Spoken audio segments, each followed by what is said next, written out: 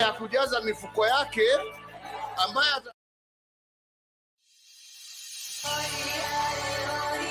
afadhali mzee ambaye ni mtulivu, ambaye hana haja ya kujaza mifuko yake, ambaye atachunga masilahi ya watu yake badala ya mdomo tamtamu tamtamu tamtamu tamtamu.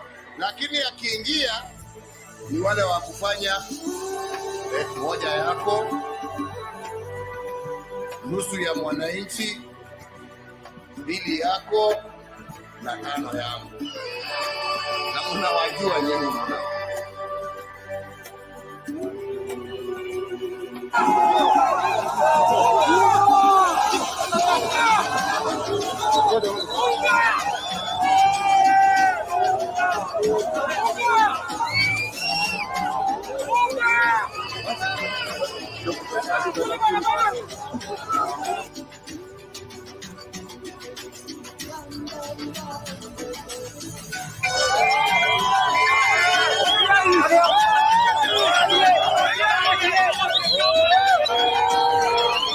Hata leo mimi naona hii maendeleo, anasema iko maendeleo, hakuna maendeleo.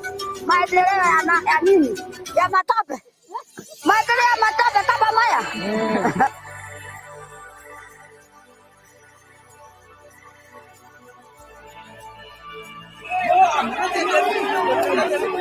Kwenda kabisa, wani lazima. Enda, tera zuende.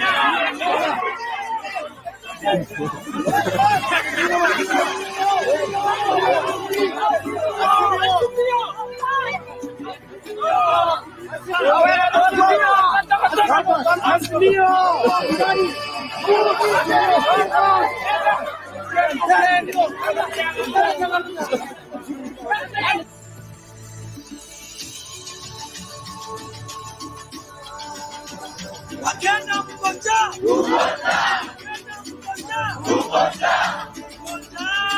Akasieni karaka. Uwe ae. Magala magala. Niko tayari. Kulipa gharama. Nitasimama maovu ya kitawala. Nitasimama maovu ya kitawala. Ukizani ubinafsi ukabila.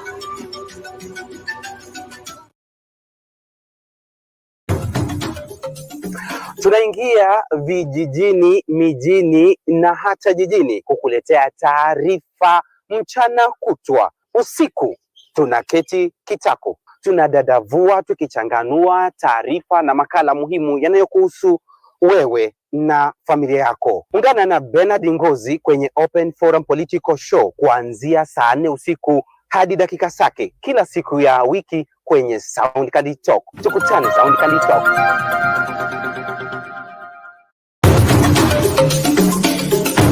Sisi vile vile sio wote ambao wanataka ugomvi kwa sababu ya ugomvi. Niwaambia nyinyi ni wajinga mkimfuata Ruto. Mkadhani tunawadanganya. Jeti ya Ruto. Hii maisha ya Ruto ni stress na ni stress. Mungu wewe umetukosea. Sasa tumesema siku ya Jumatano.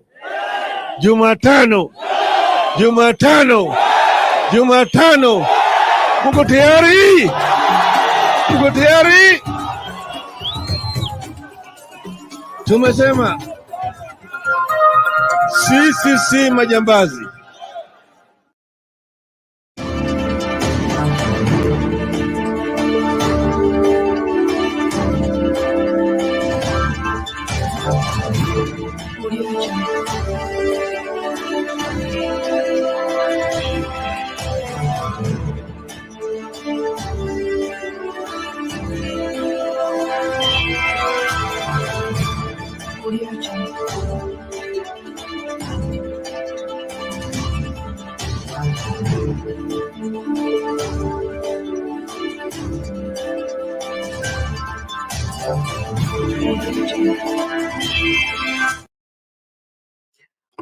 Good evening, ladies and gentlemen. Thank you so much for making time to join us. This is Sound Candid Talk, Open Forum Political Discussion Show, the show that gives you an opportunity to air what you feel and think about the latest development on our political front.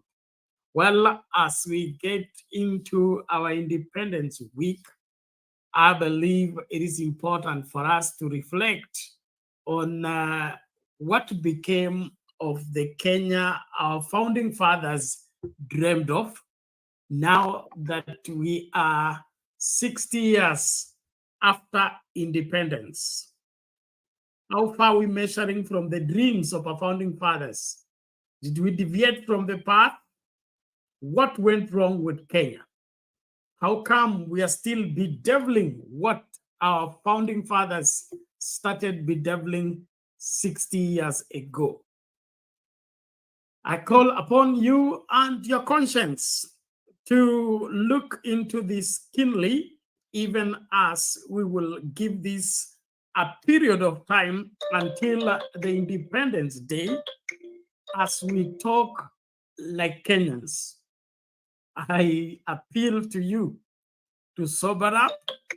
Let's forget about our political differences for now, and probably our religious differences, and look critically on this country. What is wrong with it? What must we do to fix it? We can't get it wrong for 60 years and get it right by continuing to do what we have done for 60 long years. The Kenyans of goodwill, I call upon you to be alert on this matter, and please, let's focus, let's devote ourselves, and for all we can do, tell each other the truth. Because this masking of ourselves and pretending is not helping. This country is in a mess and it needs to be fixed. Rhetoric will not help. Flowery speeches will not help. Political gimmicks have not helped. I believe we have reached that moment of truth. I call upon you to be part of this conversation.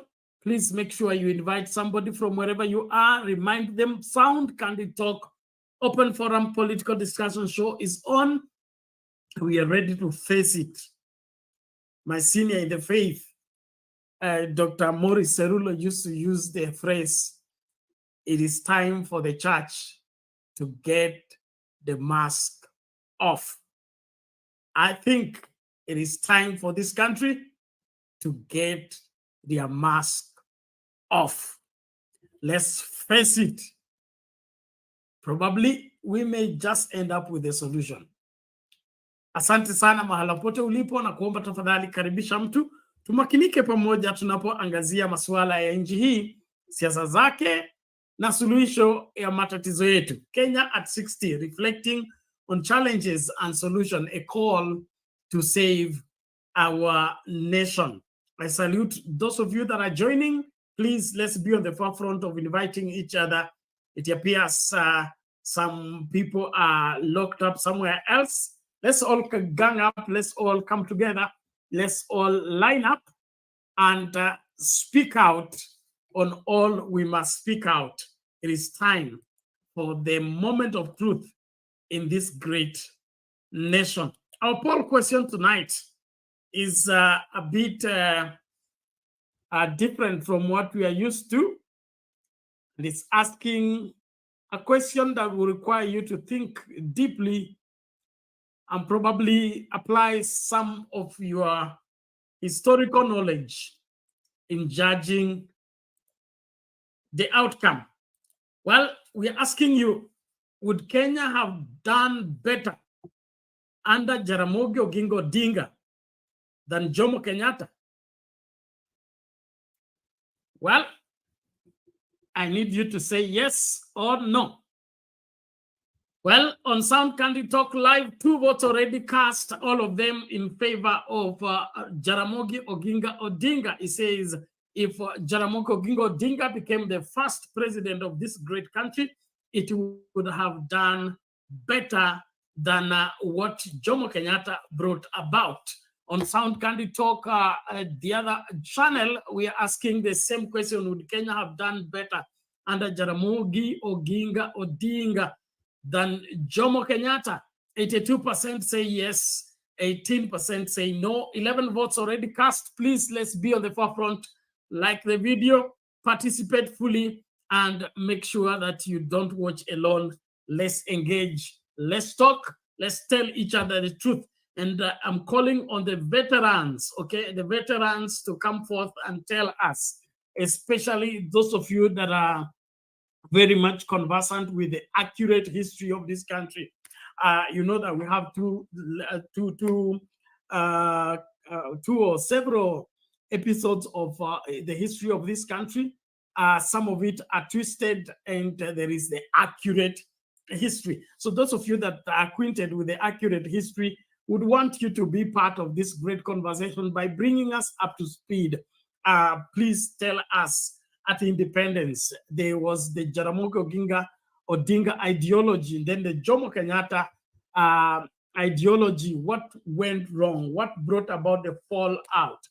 What brought up about Not Yet Uhuru, that particular book, and then of course the walking away of Jaramogi from vice presidents, and what would have been different if Jaramogi stayed all through. Karibu sana, nashukuru kila mmoja. Mato Makndets, we salute you. Asante kwa kuosha studio. Basi tushaingia. Anasema we need a new Madaraka robot or start the computer called Kenya Before Auctioneers. Before Auctioneers, Akayo sells Uhuru Gardens, where Kenya celebrated independence. God have mercy on us. Esther Stoll, karibu kwa show. Felistas Atideke, we salute you. Welcome to the show. Charles Green, we salute you. Sema Kenya Airways announces flight interruptions for 2 weeks over spare parts challenge. Everything falling apart with Kenya Kwisha government. Oh my God, have mercy. Well, Tuni Mohamud, our own permanent secretary, karibu sana. Tunashukuru kwa kuwa pamoja usiku wa leo. Asante sana. Shadrack Kanu, good evening to you. Welcome to the show. Freedom, karibu sana. We salute you. Welcome to the show. Kuna Mohamed Ege, karibu sana. Simba Omar Said, karibu sana. Oh God, sawa sawa basi. Christine Mukami, karibu kwa show. Angela Wamboi, asante sana. Naomba tafadhali tukaribishane na hisi kuna wale ambao wamevunjwa moyo kwa Kenya kupoteza Sekafa to Yoweri Museveni, lakini mambo huenda hivyo. Tukue mstari wa mbele kutetea nchi hii. Cha muhimu ni sisi tuko hapa na tuko tayari kujadiliana kwa kina. Tumia hii link, ingia studio ukaseme ya kwako. Ningependa haswa wakongwe kabisa waje hapa watuambie mambo haya. Tungependa kuelewa hii nchi ingekuwa bora kama Jaramogi angechukua urais na kusaidia Jomo Kenyatta baadaye, ama kulikwendaje? Was it destiny? And if it was destiny, what did we miss? What did we get? And where we are now, is it a reflection of really a working nation for 60 years? Or are we still behind? And why are we behind? Karibu sana. Nashukuru kila moja. Tumia hiyo link, ingia studio, tukajadili masuala haya kwa kina. Naamini kwamba una ujumbe kwa ajili ya Wakenya, na Wakenya wanasubiri kukusikiza. Naomba namba ya watazamaji ipande tafadhali. Chukua hiyo link, share kwa WhatsApp, share kwa Facebook. I need that number to get to 100 and above. We are stuck here for too long. We need to move, please. On the forefront, call in everybody, remind them we are here. They cannot tire, they cannot surrender now. They must stay in the fight until the better Kenya is realized by reason of all of us. Thank you so much. Namona engineer. Engineer, are you on the wheels? Niko Kogali, but I'm stopped a little bit out here at this park because I heard your question. Karibu, karibu. Jibu swali moja kwa moja kabla uondoke. You're not sure that's a very hard question. I actually did answer yes, but then again, we have to think about the ideologies, like you said, of Jaramogi Oginga Odinga, and would he have stayed on the ideology? Because we remember that we got our independence wakati wa Cold War, when the Cold War started.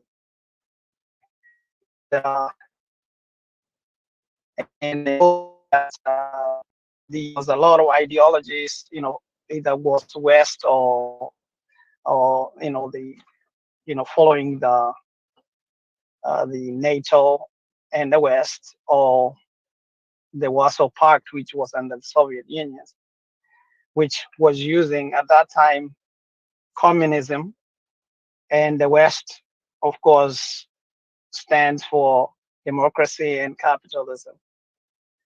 Now, it is kind of hard to really answer that question, because we know very well that some of the countries that embraced communism, like Soviet Union itself, it reached a point where it collapsed. Tuseme pengine Mwalimu Nyerere he followed a little bit tuseme your socialism, communism, and Tanzania, except now, has not really been doing well. I believe in a mixed economy, because there is no pure capitalist economy, even hapa kwa US ambapo tuko. There's a lot of programs that are actually that come for the common good. And then again, there are also things that you want competition. And that is why this country is as powerful as it is, because it allows competition. But also there are some things that they feel that it's for the common good, and that everybody should come together and work together.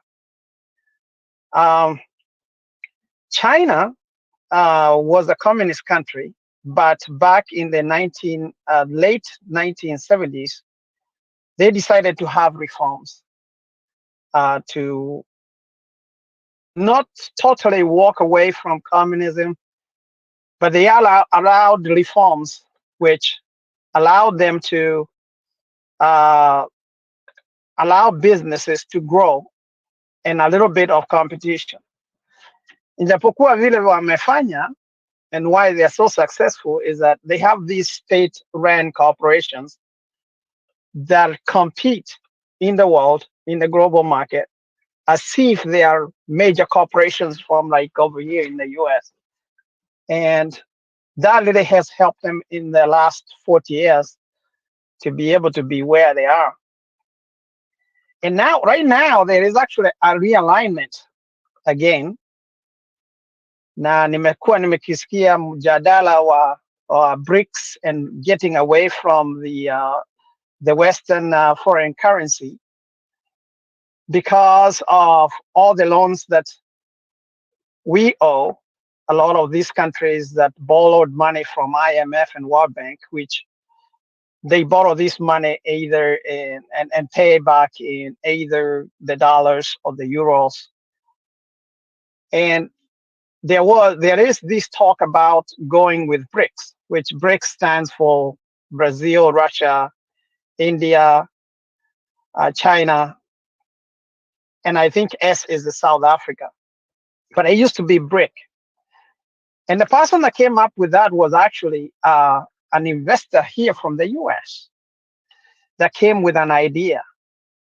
that now that the Cold War has ended and there's all these structural adjustment programs being put in there, why don't we then have these other countries that were under the East?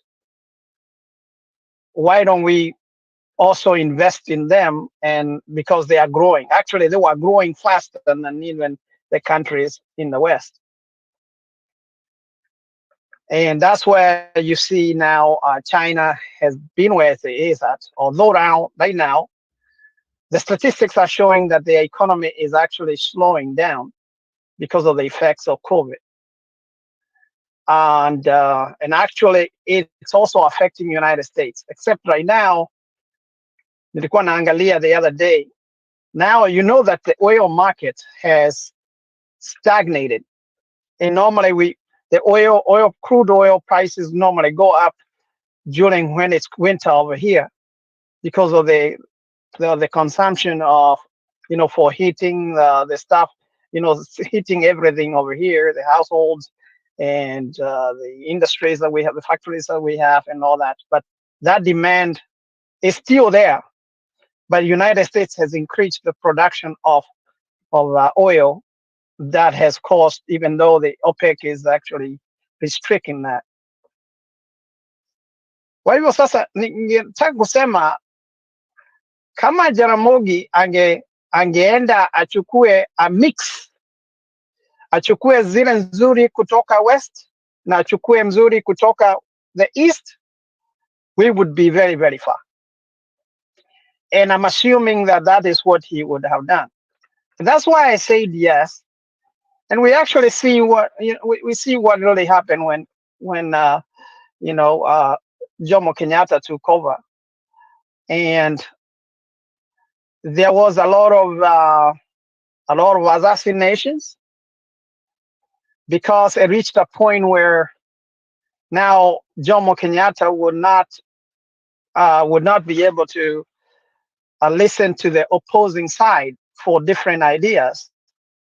And people around him started now pushing other people aside. Knowing Baba, who is the son of Jaramogi Odinga, and how he is, and the way he has been able to help a lot of people, and actually with the second liberation, he is the one that fought for it, even getting Uhuru as Kibaki as president. He is the one that actually helped that by saying Kibaki Tosha. And we see what happened during that first term. Kenya was able to go really far.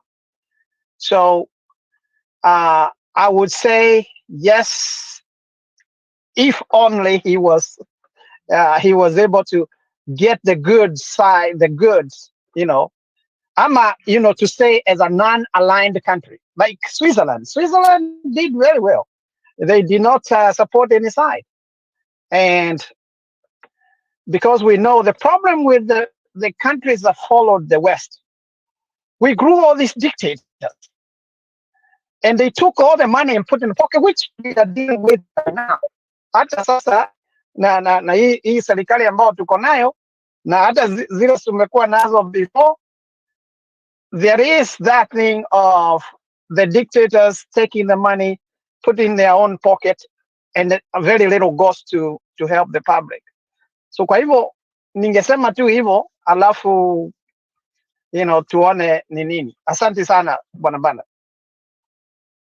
Okay, thank you so much, Mr. Kariuki, for that good start and a wide range of looking at the issues. But I would want to throw this to you.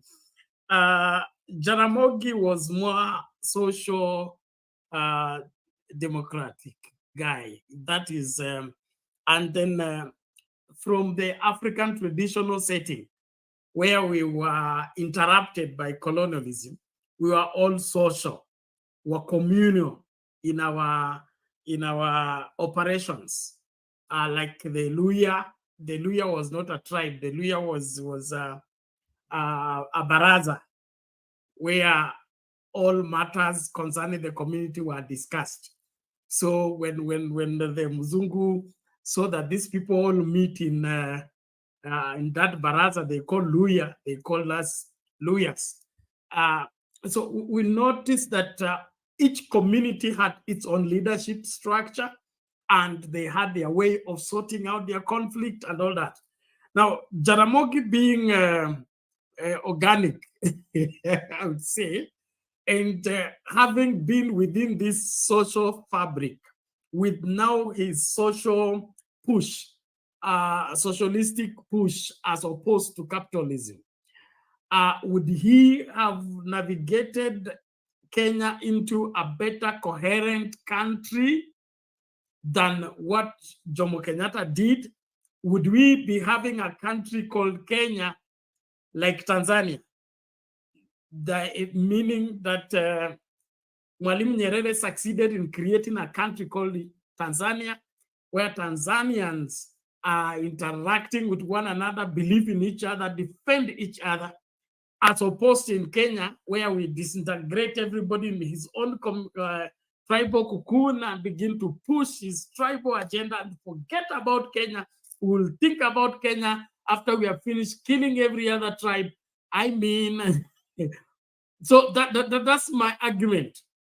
The exposure of Jomo Kenyatta and the capitalism of Jomo Kenyatta. Let's forget about the insecurity. We'll deal with the insecurity of Jomo Kenyatta because he was insecure, no doubt.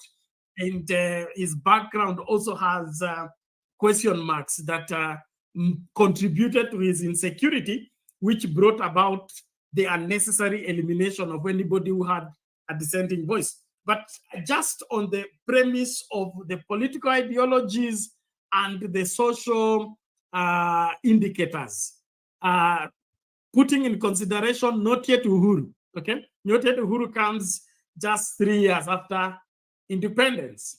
What is this that informed not yet Uhuru, and what was he protesting against?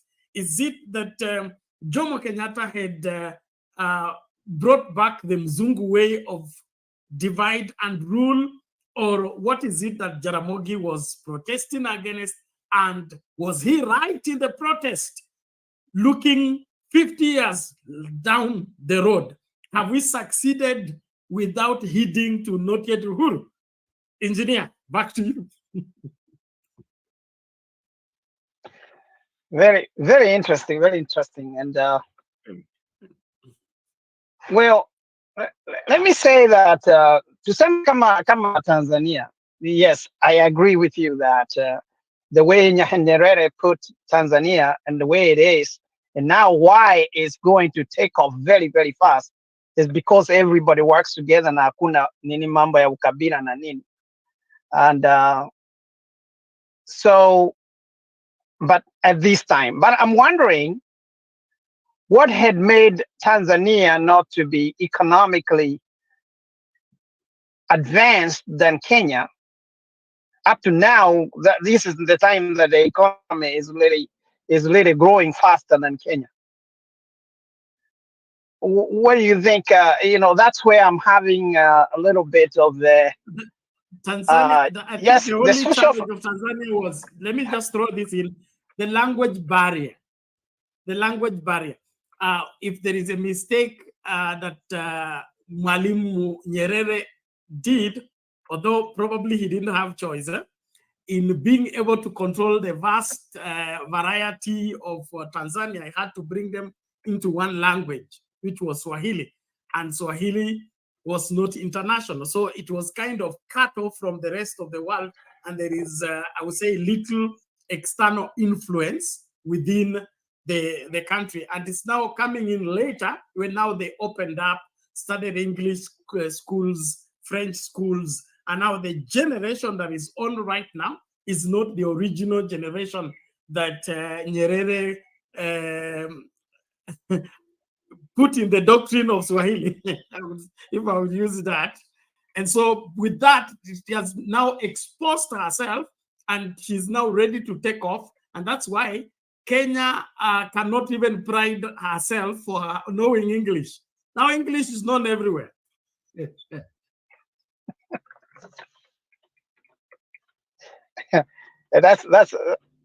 I like that your analysis on that, and so hii swali ni ngumu sana, ni ngumu sana kwa sababu, but the character of Baba, who takes over, from his dad, I think I would say yes, that Jaramogi was, kwa sababu tunajua vile ilifanyika, ni Jaramogi ndiye alisema hebu tupatie Kenyatta, Jomo Kenyatta to be president, kwa sababu amekuwa kwa jela, which was really he was not selfish. He gave up that particular leadership so that Jomo Kenyatta would be president. Alafu then umesema juu yake kuwa so insecure and the people around him. Sasa akawa, he turned out to be the way he turned out to be. Even though, let me say that by the time he was coming close to the end of, by the time he died, I think he had already seen what was going on around him. So very, very interesting, and I'd like to hear what everybody will say today. It's pretty interesting. Sawa sawa, asante sana engineer. Nashukuru kila mmoja, tafadhali tumakinike kukaribishana. Hiyo namba ya watazamaji imekwama. Naomba tafadhali tukaribishane, tuangazie masuala ya kwa kina. I know some of us are allergic to history, but I think we need to know this. It is important. It will help us navigate from where we are, because we are stuck as a nation, and what we are doing is digging ourselves into a further hole that we may never come out of until we are able to confront the ghosts that follow us from our past and be able to put a stop to them so that they can let us move to the next level. So karibu sana, tumia hiyo link, ingia studio na hakikisha pia unafanya nini, unajibu swali letu la poll. Tunauliza, would Kenya have done better under Jaramogi Oginga Odinga than Jomo Kenyatta? On Sound Candy Talk Live, 4 votes already, all of them in favor of Jaramogi Oginga Odinga. I said yes, Kenya would be better off under Jaramogi than Jomo Kenyatta. On Sound Candy Talk main channel, 30 votes already, and of the 30 votes, 90% say yes, 10% say no. Karibu kila moja, na likes the video pia tafadhali tuweke mstari wa mbele tumakinike. Let's bring in Reverend Lala to weigh on this. I'm sure he's an old-timer. He will help us see more light. Karibu sana. Asante Bernard, asante ndugu Karaoke. It's good to be here and to join you guys. I know there are others in the back, and I'm so glad to know that you guys are there supporting this channel. I just wanted to, I think the Karaoke asked why Tanzania did not, set off at the time. But there's some few other things that I want to highlight here. At independence, Tanzania had only 26 college graduates, only 26. And it's kind of strange that I'm getting this fact in some of the lectures here in the West, only 26. So in other words, colonizers were not interested in the Tanzanians going to school. They were there to, the Germans, I think, were interested in the land, just like the French, and the resources, like the British.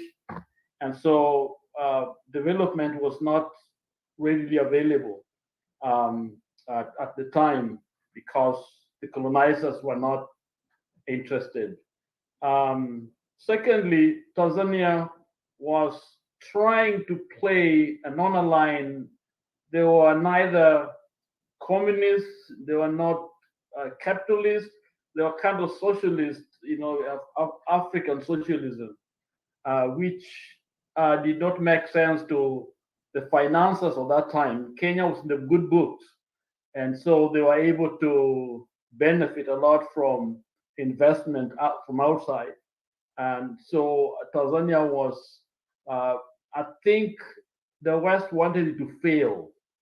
So it didn't have many supporters at that time from the Western world, which was at that time had a lot of influence in the region.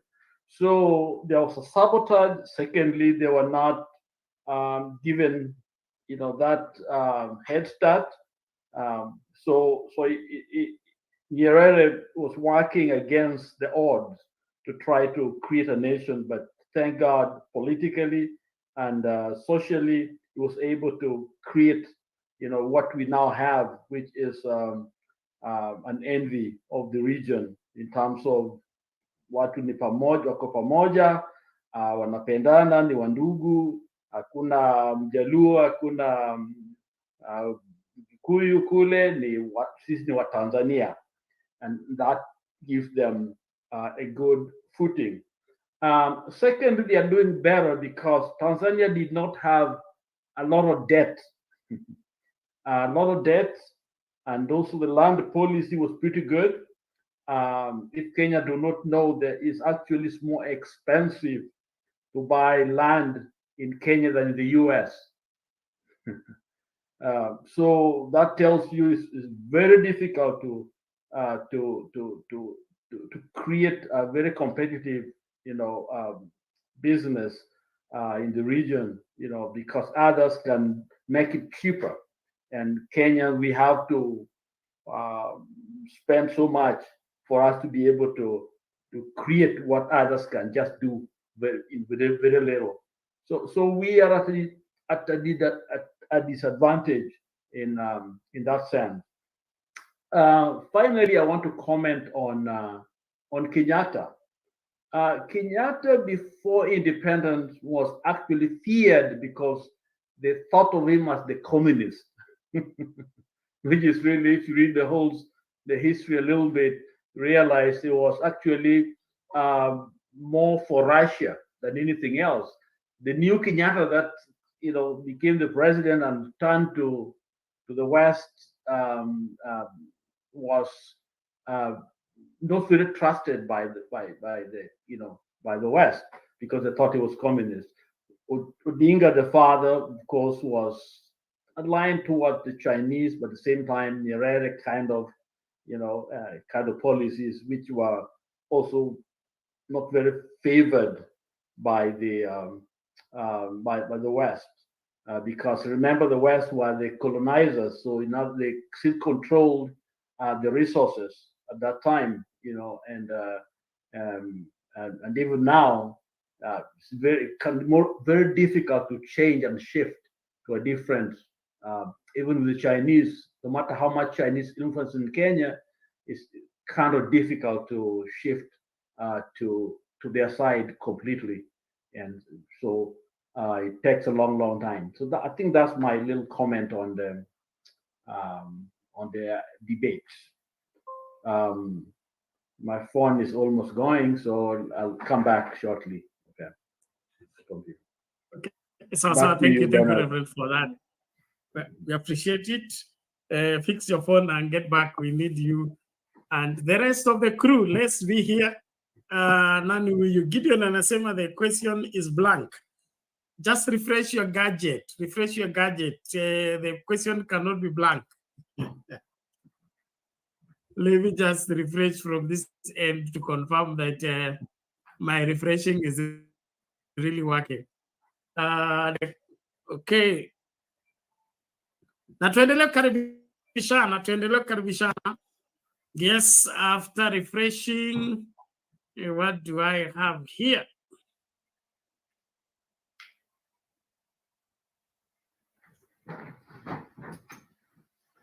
Okay, one moment. Okay, there we go.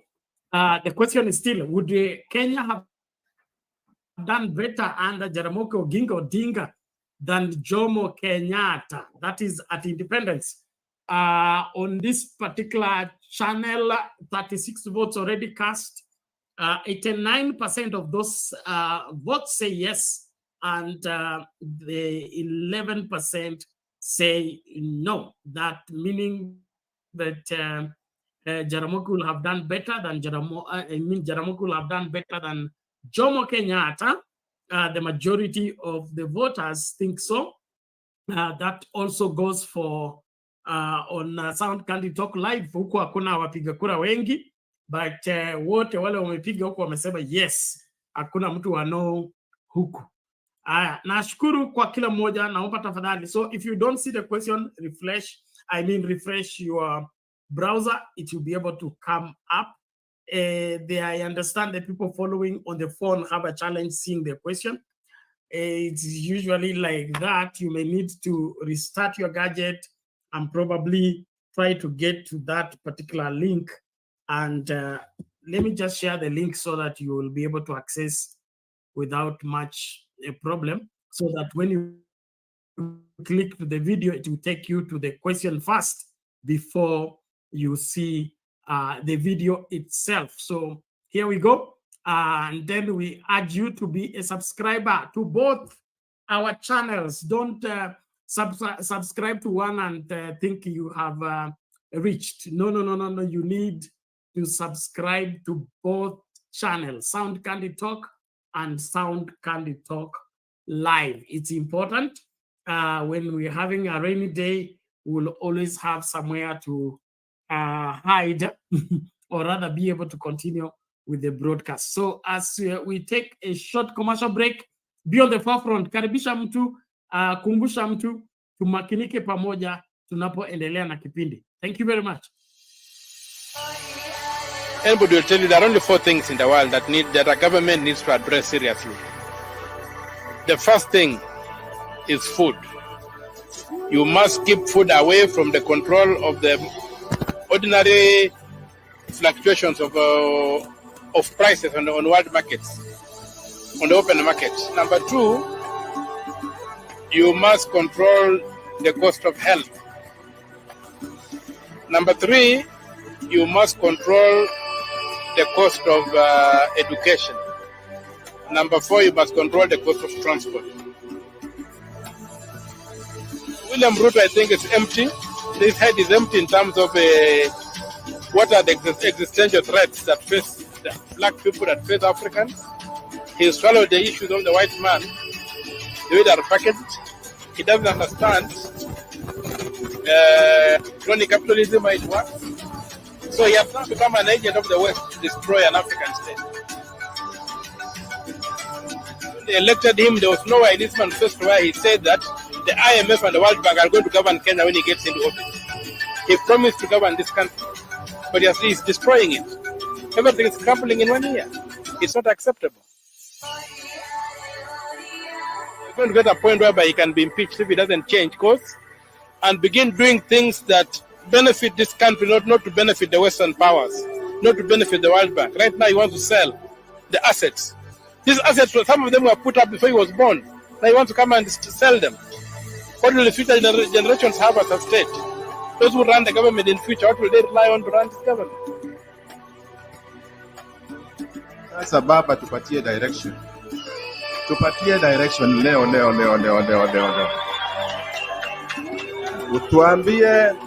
Utuambie kama ni kurudi kwa barabara, tuanzie kesho. Murkomen iko ndani, Faruk Kibet iko ndani, ati Aden Duale iko wapi? Ala, wewe Duale, tunakuambia hapa group, rudisha pesa ya NYS. Hiyo pesa si ya mama yako. Hiyo pesa si ya...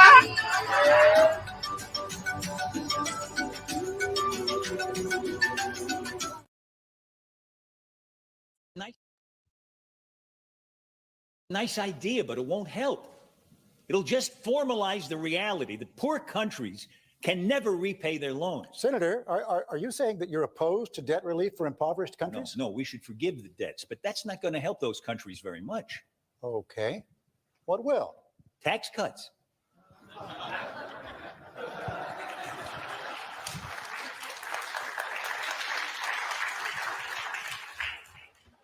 Some African tax rates are the highest in the world. In Tanzania, the 30% rate kicks in at $475 of income. Plus, they have a 20% value-added tax. It gets added to everything you buy. Those high tax rates make it impossible to build capital in those countries. So nothing gets built, not factories, not roads, not anything. Poor African countries have the lowest wage workers in the world. And yet a company like Nike, for instance, can't put a factory in one of those countries because of the oppressive tax rates. Taxes have killed any possibility of economic development. They've killed any hope of these countries ever helping themselves. And that leaves them completely at the mercy of charity and loans. And here's the worst part. Do you know why those countries have such high tax rates? Because of us. To show us that they can raise enough money to pay back their loans. But taxes can't raise any money if they kill the economies. So it turns out that the tragic, unintended consequence of our good intentions toward Africa, our kindness, is that we have encouraged those countries to lock themselves into a gruesome economic depression. If we don't urge those countries to cut their tax rates, they will never grow their economies. People will live lifetimes of unemployment. Disease will be rampant. Poverty will be permanent, and children will be hungry. And our charity will never be enough. Never.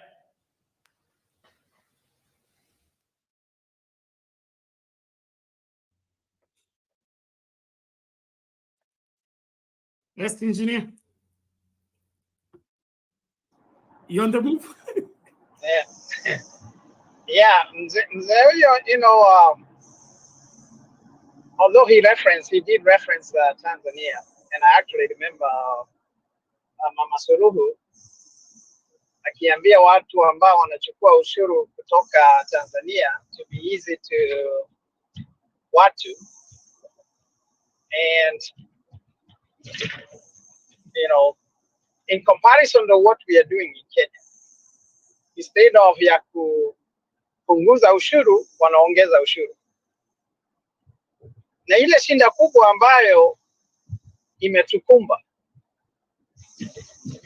ni hata tukiongeza ushuru, pesa zile ambazo zinatolewa kwa ushuru hazitumiwi, kama vile tulikuwa tumeangalia zile the figures that you had put on data point yesterday. And domestic borrowing, which probably also increases which includes also the taxes, is coming to almost about 500 billion Kenya shillings. Na sasa hatuwezi kulipa watu wafanyikazi. Pesa hizo zimeenda wapi? That's the biggest question. Yani munaongeza ushuru, alafu hamna pesa za kulipia mambo ile ambayo ushuru inatumiwa for that. Alafu kuomba pesa, the external loans, hakuna maendeleo inaonekana. I'm happy that the guy that spoke over there, he was talking about hii mambo ya kusaidiwa na watu from the West, which is happening now, is that we are borrowing a lot of money from IMF and World Bank and all that, which are actually, they are business entities. These are business entities, even though governments do also contribute money to it. But they're business entities. And they could care less how you're going to use your money. Because wanapatia, it's a responsibility of the country. regardless of who the president is. And a lot of times they don't look even what you're doing with that money. And that is where the big tragedy iko. Ndio ninakuwa nikisema, maybe we need to find a way of how we can write to them to see if they can even delay some of this. Kwa sababu Kenya ikienda into default is going to delay them getting paid. So that's interesting. Going back to the point ambayo today's topic, and I'm glad Lala did expand a little bit about the issue about Tanzania. And actually what he said is actually true.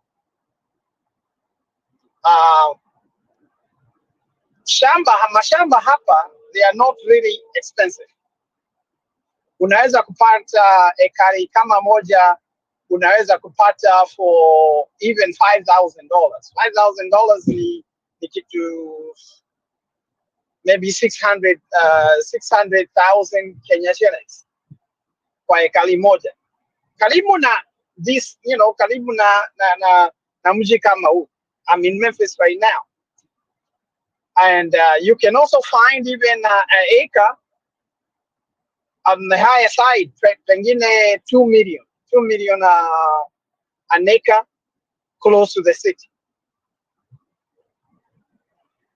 So ukiangalia kama Nairobi, I think pale juu, juu ya Uhuru Park, I heard that 1 acre huko, it costs more than even how much it costs in Manhattan,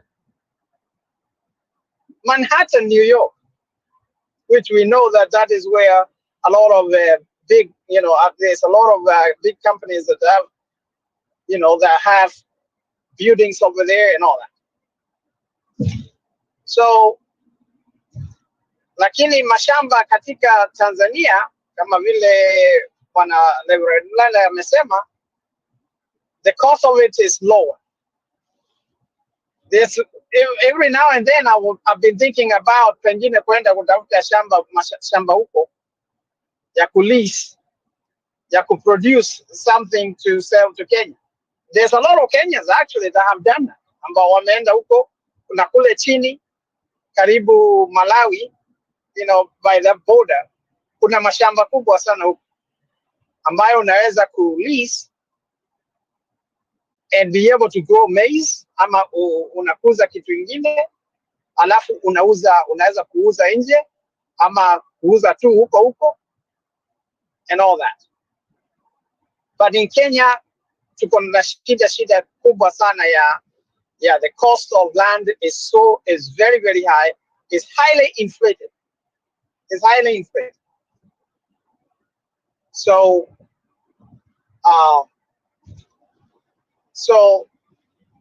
na tena alikuwa amesema ati there were very few people that were educated in Tanzania, and I'm thinking that by now I think there's a lot of people that the level of education is almost comparable now to ours, and that is why I think they're doing better. Nilikuwa nasikia ati walikuwa wanasomesha masomo yao na Kiswahili.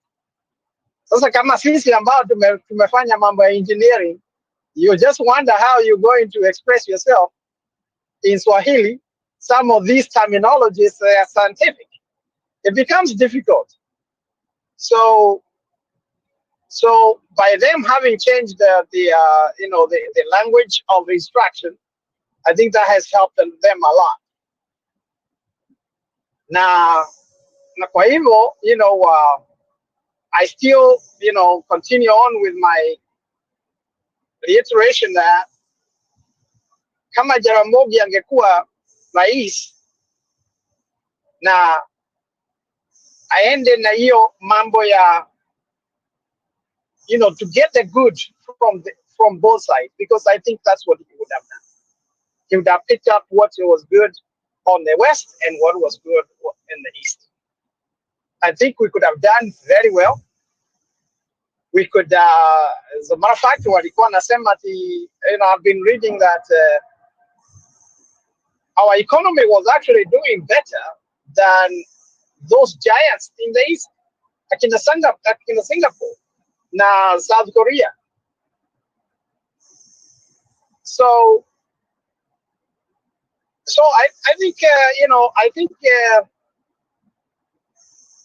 I agree with a lot of people here that, yeah, pengine Jaramogi angefanya better than Jomo Kenyatta.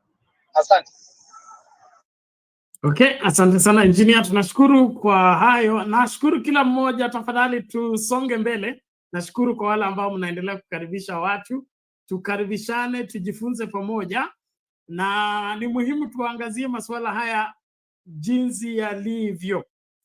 I would also want to believe that Jaramogi had the same ideology with people like James Kariuki, the Gamapindo, the people that were for equity and not segregation, wanted the wealth to be shared to everybody and everybody to be given equal access. If that was the approach from the beginning of this great nation, then the gap between the rich and the poor would not be as wide as it is today. And that probably could have just brought about the exponential expansion and growth of this country to a height that probably will be the same as Singapore and Korea, because Kenyans are resilient people. All they need is a catalyst and a leadership that tells them that they can make it, and they are given reason why they should work. I'm sure in 10 years or 20 years, if we had that kind of foundation, we would not be where we are right now. 60 years later, still fighting with disease, ignorance, and what else? God knows.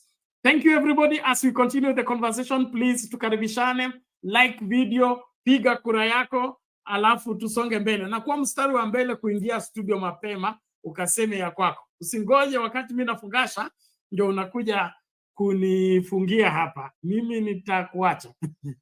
So tafadhali tumakinike. Asante sana. Nashukuru kumuona Alex. Alex, how are you? Long time no see.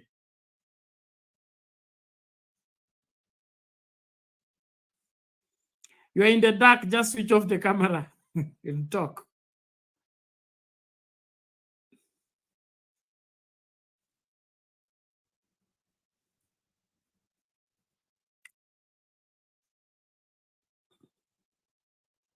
Alex, can you get me?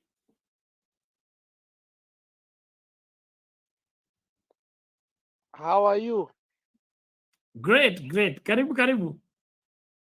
Yeah, so nimekuwa nikisikiliza show from far.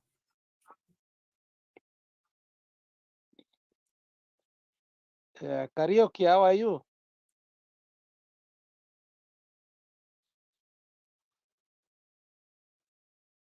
Mnanisikia? Yes, we can get you. Go ahead, sir. Yeah, sure. Bernard, what's the topic today?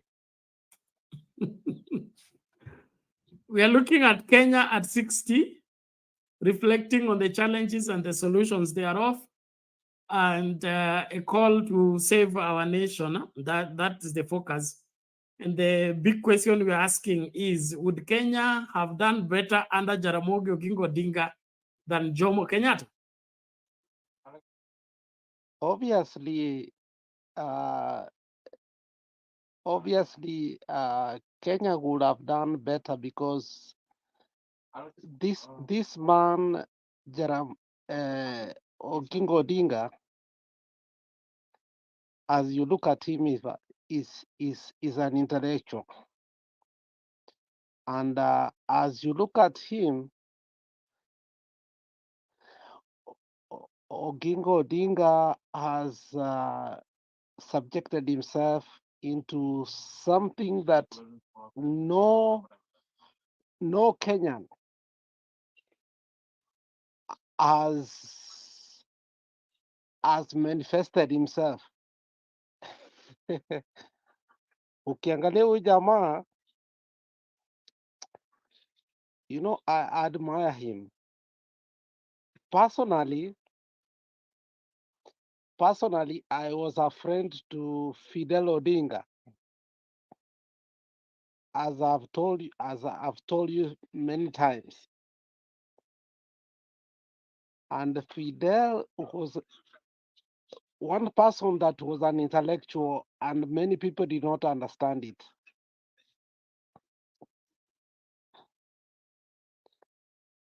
So I think, in my estimation,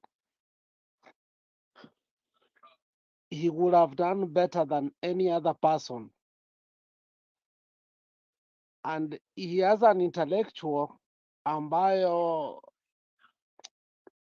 siwezi elekeza. Yeah.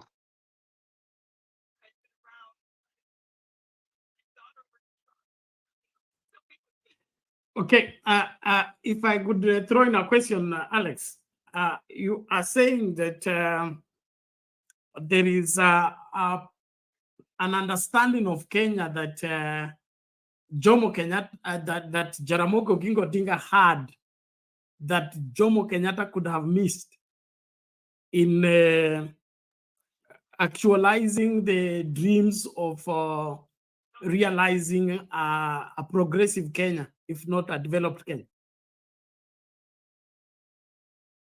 No, ukiangalia vizuri, Raila as a person, and we all can agree, Raila ni mtu ambaye ukimwangalia ubongo yake, Bernard, is so refined.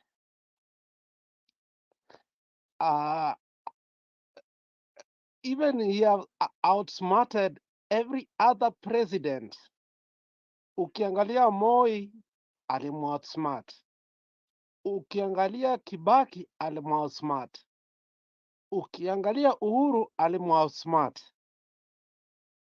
You know, there is no way you can figure out how this man outsmarted all the presidents. I don't know how you figure it out. Ebu niambie how you figure it out.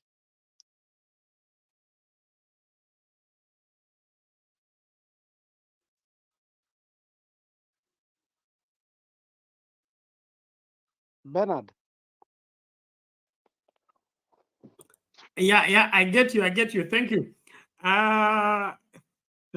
It said experience is the best teacher, and a student is as good as his teacher in terms of what Jesus said, that a student is not better than his teacher. Jaramogi family seem to have had a very good hands-on in terms of grooming his heirs. I think when it appeared clearly to him that he may not succeed in making it to the presidency, he poured himself into his sons and ensured that whatever he could not attain, his sons will attain. Bernard, And even then, of course, anaitwa nani? Even anaitwa nani alisema it was unfortunate that Raila did not make it to the presidency. And he said that Raila should have been one of the best presidents in Kenya. And I agree to that, because not because I'm a fanatic of Raila, but if you look at Raila, the way he behaves, hata kama hii speech ya leo amepeana national address, did you listen to that speech? this man is so patriotic to the is so patriotic, and like today he made a speech that when I listen to it, I think I like him. Yes. All right, thank you. And Alex, you seem to be bringing us too fast to Raila Odinga. I wanted us to join the footsteps that brought Kenya to where it is in terms of the decisions made at independence. And that's why we are asking the question, would Jaramogi have made a better president than Jomo Kenyatta in terms of being the first founding father of the nation? And what made Jaramogi, or what would have made Jaramogi a better success than Jomo Kenyatta? And what made Jomo Kenyatta a failure in terms of attaining to the place of succeeding to make Kenya a nation? Because until now, we are still struggling to be a nation. 60 years of independence. Is it that we did not embrace our history rightly? We did not have a right footing in the start? And why didn't we do the right thing at the beginning? You know, Bernard, when you look at the historicity of Kenya,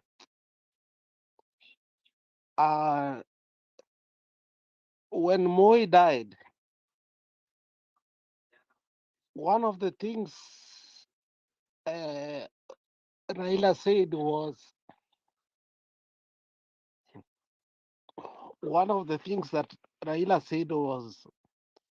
Kenya has established itself to be a proximity of ignorance. And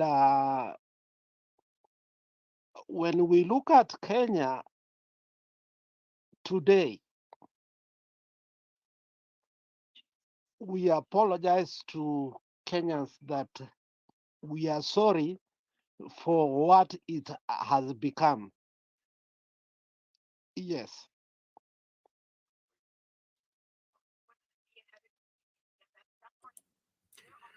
Exactly. And the very reason why we are engaged into finding a lasting solution to all this, because what our forefathers wanted to give us, they did not succeed to give us. We seem to be fighting for the same thing they fought for 60 years later. I even wonder what reason will Kenyans have to go to whatever stadium for them Jamhuri Day celebrations? What will be there to be celebrated in view of what Zakayo and team are doing to this country, raping it and I mean, not placing value, especially on its assets? How in the world would you wake up and say you want to sell a monument like KICC, you want to sell Kenya Pipeline, you want to sell Kenya Literature Bureau? Would you be, I mean, are you patriotic in any way, or you're just a dealer who found something that your father left and you want to convert it into shillings for your eating? So Bernard, hii nchi yetu hata sielewi sahi. Ukiona how Ruto became a president, I just wonder, this man is ignomatic. And when you look how he became the president, we wonder the Bomas event. Yes.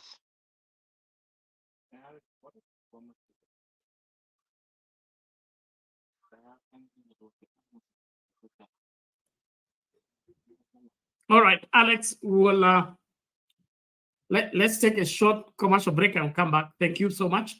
Ladies and gentlemen, as we continue with the conversation, we are calling upon you to get into the studio and say what you wish to say.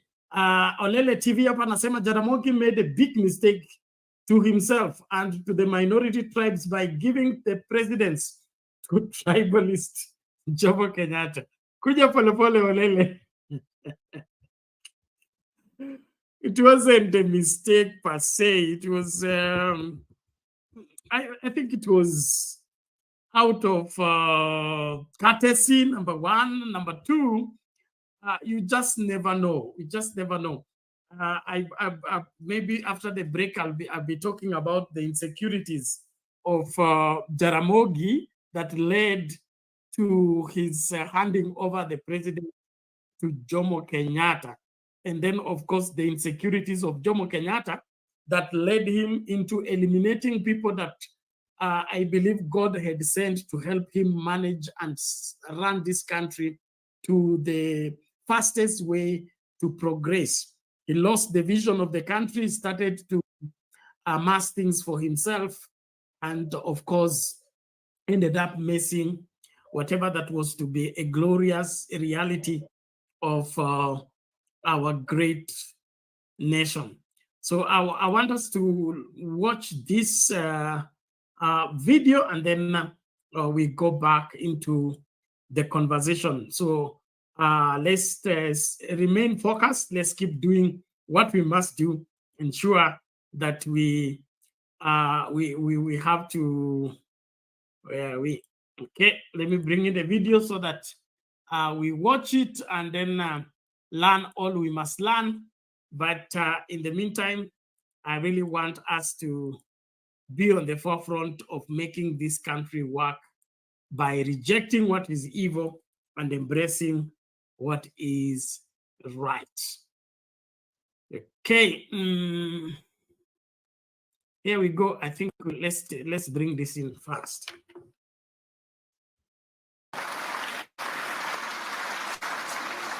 Your Excellency, let me tell you a story. And I was told when I was Minister for Roads and Public Works in my other early incarnation.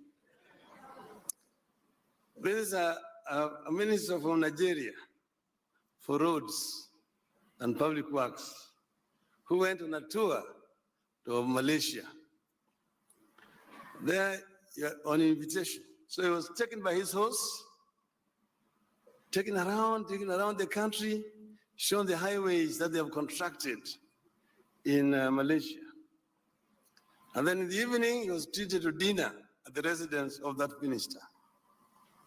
There, he found a nice mansion, a swimming pool, and nice sofa sets, and dinner sets, so dinner. So he asked his host, how did you manage this house? The host took him to the balcony and showed him, look yonder. Do you see that highway there? Yes, 10%.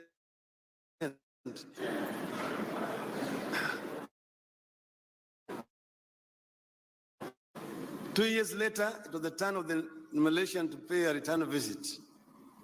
When he went to Nigeria, he was taken around the roads. He saw roads were potholed, some of them untarmacked, and very poor condition, very poor state of affairs. In the evening, he was taken to dinner, and he found a palatial mansion, Olympic-sized swimming pool. The sofa sets were imported from Britain. Most of the china were golden. So he asked his host, how do you achieve all this? He took him to the balcony. And so, do you see that highway there? The Malaysian could see nothing. He was told 100% here.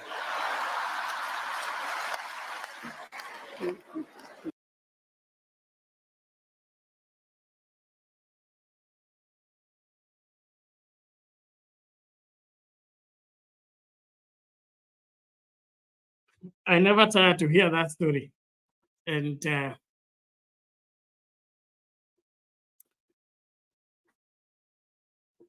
God help us. Alex, unaingia na gadgets mbili. What's happening?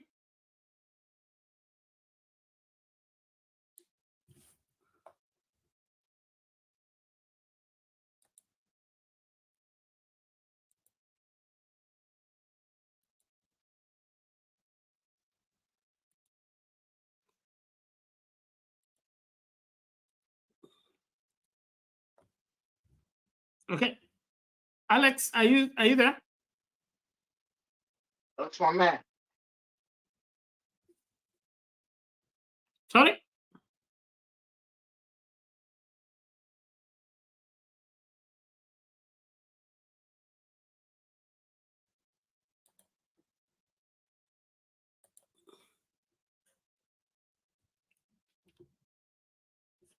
Okay, one moment. Ladies and gentlemen, tuendelee kukaribishana na hakikisha huko mstari wa mbele kutekeleza wajibu wako. We must do what we must do to save our country completely. Alex, you cannot join the show with two different gadgets or the same gadget. And then, of course, we are also looking for those predators. Huh? So please indicate it is you, because there are those predators who would want to come and mess up our show by bringing their crooked stuff here. Let's quickly take this and then we return and continue with the Reverend Lala.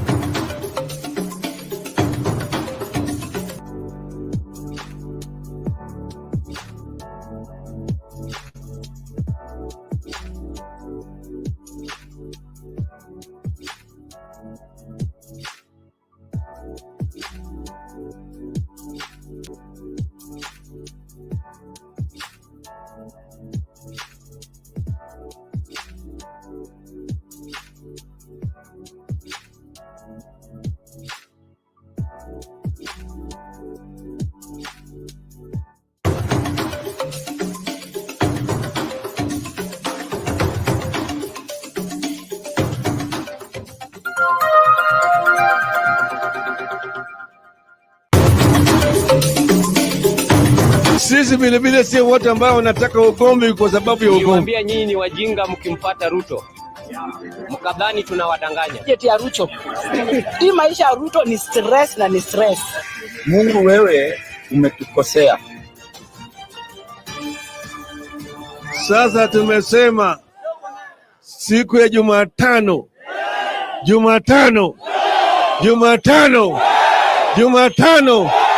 Uko tayari? Uko tayari? Tumesema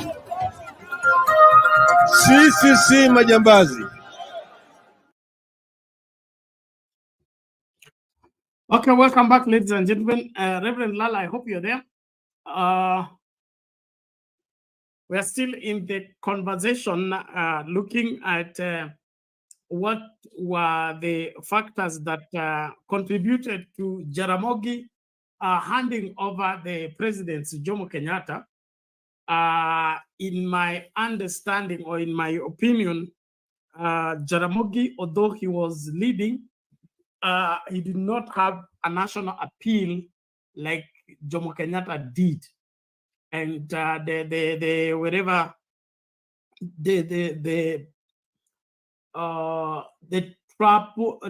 troubles, or what the tribulations that Jomo Kenyatta was having with those arrests and all that had a way of putting him on the lips and on the minds of the majority of Kenyans.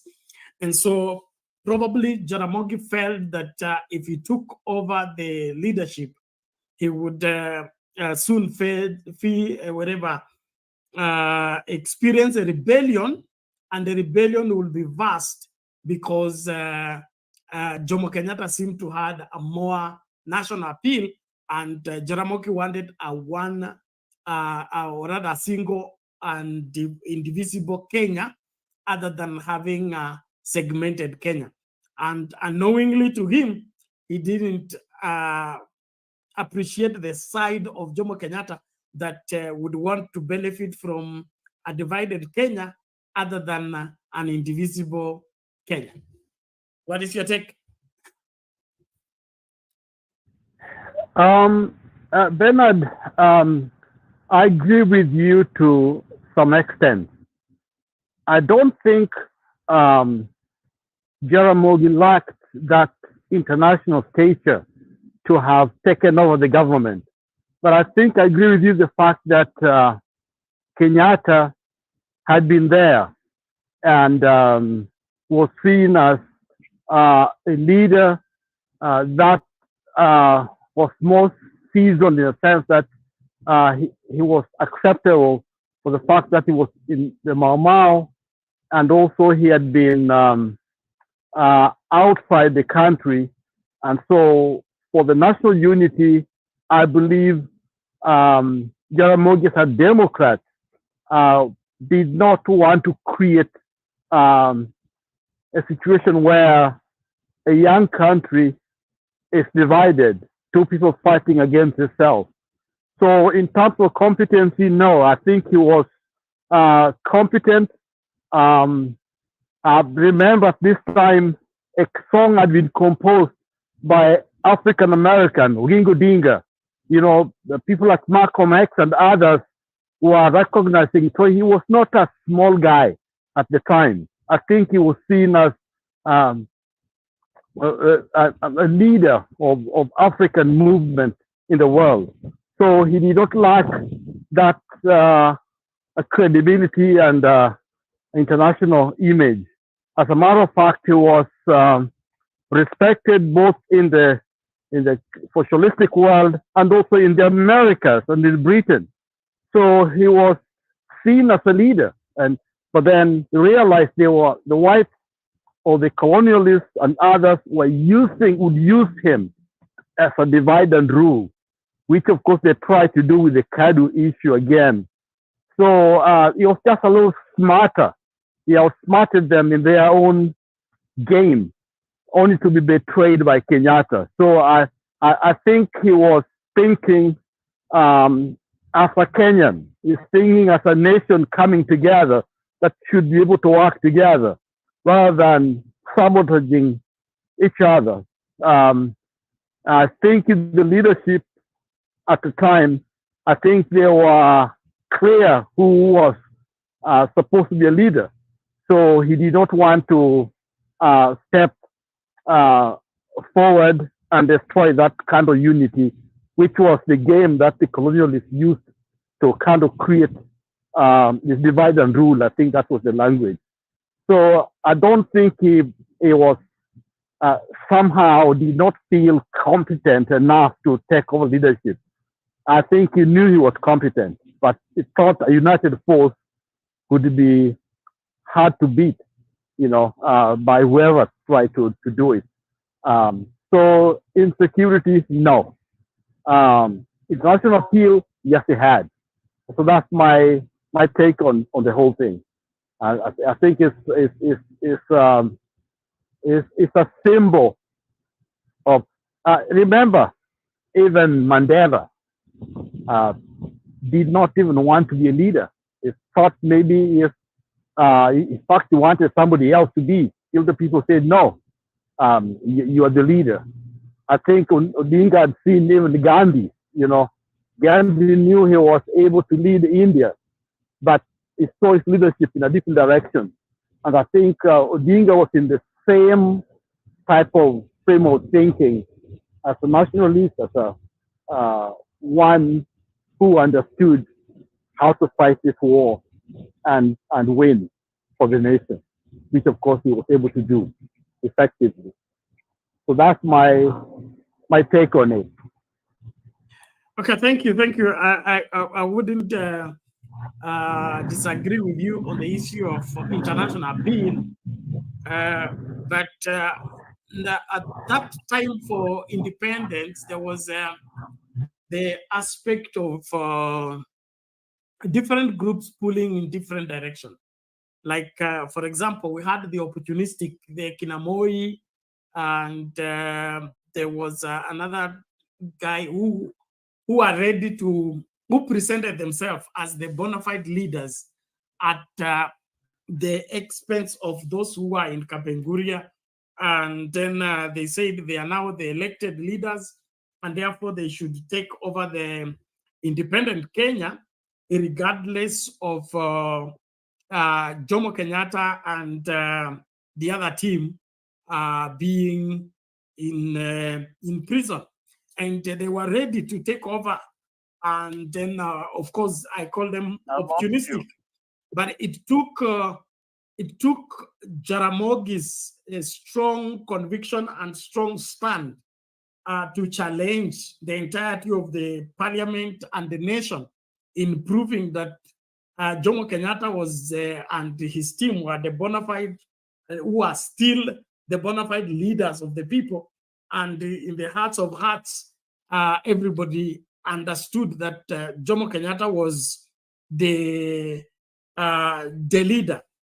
Now, I believe he fought for that in the pretext that he knew that the release of Jomo Kenyatta will diffuse the impending rebellion, which would have arisen by reason of him taking the leadership without securing the Jomo Kenyatta in terms of the people pulling in the direction and support of Jomo Kenyatta. And that particular time, we had a lot of course, suspicion. And then everybody was, careful. We were still in the fear of the white man. And there were also uncertainty of what will become of the country. Can a black man be able to provide leadership to a whole nation? So there were those insecurities at that point in time. And so, in my opinion, Jaramogi's fears were, if Kenyatta is more popular than me, and he leads a rebellion against me, I am finished. But if I let him go first, I can come in second and be able to have taken root, and that will help me into charting the way forward for the country, without, of course, putting in view the eventualities of betrayal of those who make you king. You begin by eliminating them, which is a very sad state of affairs. Maybe we'll dive into that as we continue the conversation. Ladies and gentlemen, we are continuing here. We need you to be on the forefront, kukaribisha mtu na kuchangia. Okay, karibisha mtu na uchangie katika kusema yote ambayo unapaswa kusema. Na swali tunalouliza leo ni kwamba would Jaramogi Oginga Odinga would have done better if he became president at independence than Jomo Kenyatta? That is a yes or no answer, which you are giving on our two YouTube channels, Sound Candy Talk Live, 6 votes, all of them in favor of yes. Hapa hakuna no, kila kitu hapa ni yes too. Of course, let's look on the other side of our Sound Candy Talk. Already have 51 likes, 74 votes. 20 people have not liked the video. Please like the video before you cast your vote. It's important. We need those likes. Thank you so much. Would Kenya have done better under Jaramogi Oginga Odinga than Jomo Kenyatta? 88% say yes, 12% say no. What is your take? We need to hear your voice. Karibu studio, ukaseme ya kwako. Asante sana. Amuona, unless Reverend Lala, you have a quick response, we give to Olara. There's so much noise here. Let Olara take over. Thank you. Thank you. Bwana Olara, how are you today? Niko salama sana. Niko salama kabisa. And I thank Reverend Lala pale na wachungaji leo wako wengi hapa. Itabidi nisiende vulga sana, itabidi niende nichunge lugha yangu kidogo. Hiyo ni lazima, lakini tulia tu kidogo. One moment. Olele TV, I'm looking for the man. If you have his details, please forward them to me. If you have the details for the guy you're asking for, forward them to me. I tried to search out the details. I'm yet to find. But if he accepts, we would love to host him so that he can give us what he knows. Thank you. Olara, go ahead. Yeah, as usual, that is, I will call it non-consequential question, because why? There is no other African leader after independence who did something meaningful after gaining independence. I'll answer that question myself. You know why? Because if you look at the colonial French pact with the African nations in the French colonies, at least French were honest. They were not like leaving. They were just taking the sovereignty to Paris. In our situation, maybe we were left with some leeways. We sang for almost 7 years until 1971, 72, 73. By 1973, it get worse because that's when almost 1969, let's say 69, the fallout was already there. Divide and rule was already there. The hegemony was starting to be, the hegemony of, the birth of the hegemony of the consequences that we're living here was already planted by the same Wazungus through land compensation, through how it would divulge. Then the land was actually acquired. Then the loan Kenya paid after some times, but the land was captured. Then the culture was developed. Then the policies of quelling the outright owners of the country developed into dictatorship of first Kenyatta. Then Moi cemented it with a constitutional amendment. Then we had a fight where we were disrupted, impoverished. Kenya almost went to bankruptcy just to maintain the same policies, because even the husbandry between Moi and first Kenyatta was just part of quelling that land issue of compensation of it. Then our politics developed around that side. Then our leaders became so stupid and so primitive in accumulation of the lands. Somebody acquires almost a district in his name. Somebody acquires almost a half a district in his name. Then the little politician, everyone just forgotten about the country. They all want to acquire land because it's a trend. So what were we left by? We were left with benevolence of the leaders. When the leader look at you benevolently, he can develop a more benevolence policies, like you allow your children to have 844, free education system, then feed you some few dairies, some quarter liter per week, because you know you're already malnourished anyway. And those cows, he has it from his farm. Then he uses state cooperation, then feed you, then you sing, oh, nyayo, you know, see. We have to be more philosophical in approach. This question is an existential question, because if Lala is here and Bernard, if you can spew some hekima hapa, or if you use some wisdom in this question is going to answer a lot of other questions. Was Kenyatta nationalist? Yes, he was. And when did it turn to be capitalist? Is when the money from Britain came in, and he was corrupted by it at around 1967, 69. Those 2 years was the worst year for Kenya in history. And that's where the new colonialism came in. Kenyatta was made to believe that actually these people are just fine. Where they are, they're just fine. Kikuyus in Laikipia, in Njoro, in some other areas. Because this is their nature. Those guys come with education, they come with belief system, they come with laws, they come with what? Even in fact, the laws of the Constitution of Kenya here, even the Constitution including the 2010, there's nothing much changed. There's just structure of government which changed.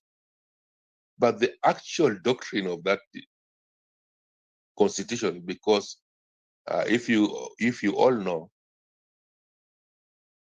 the NGOs supported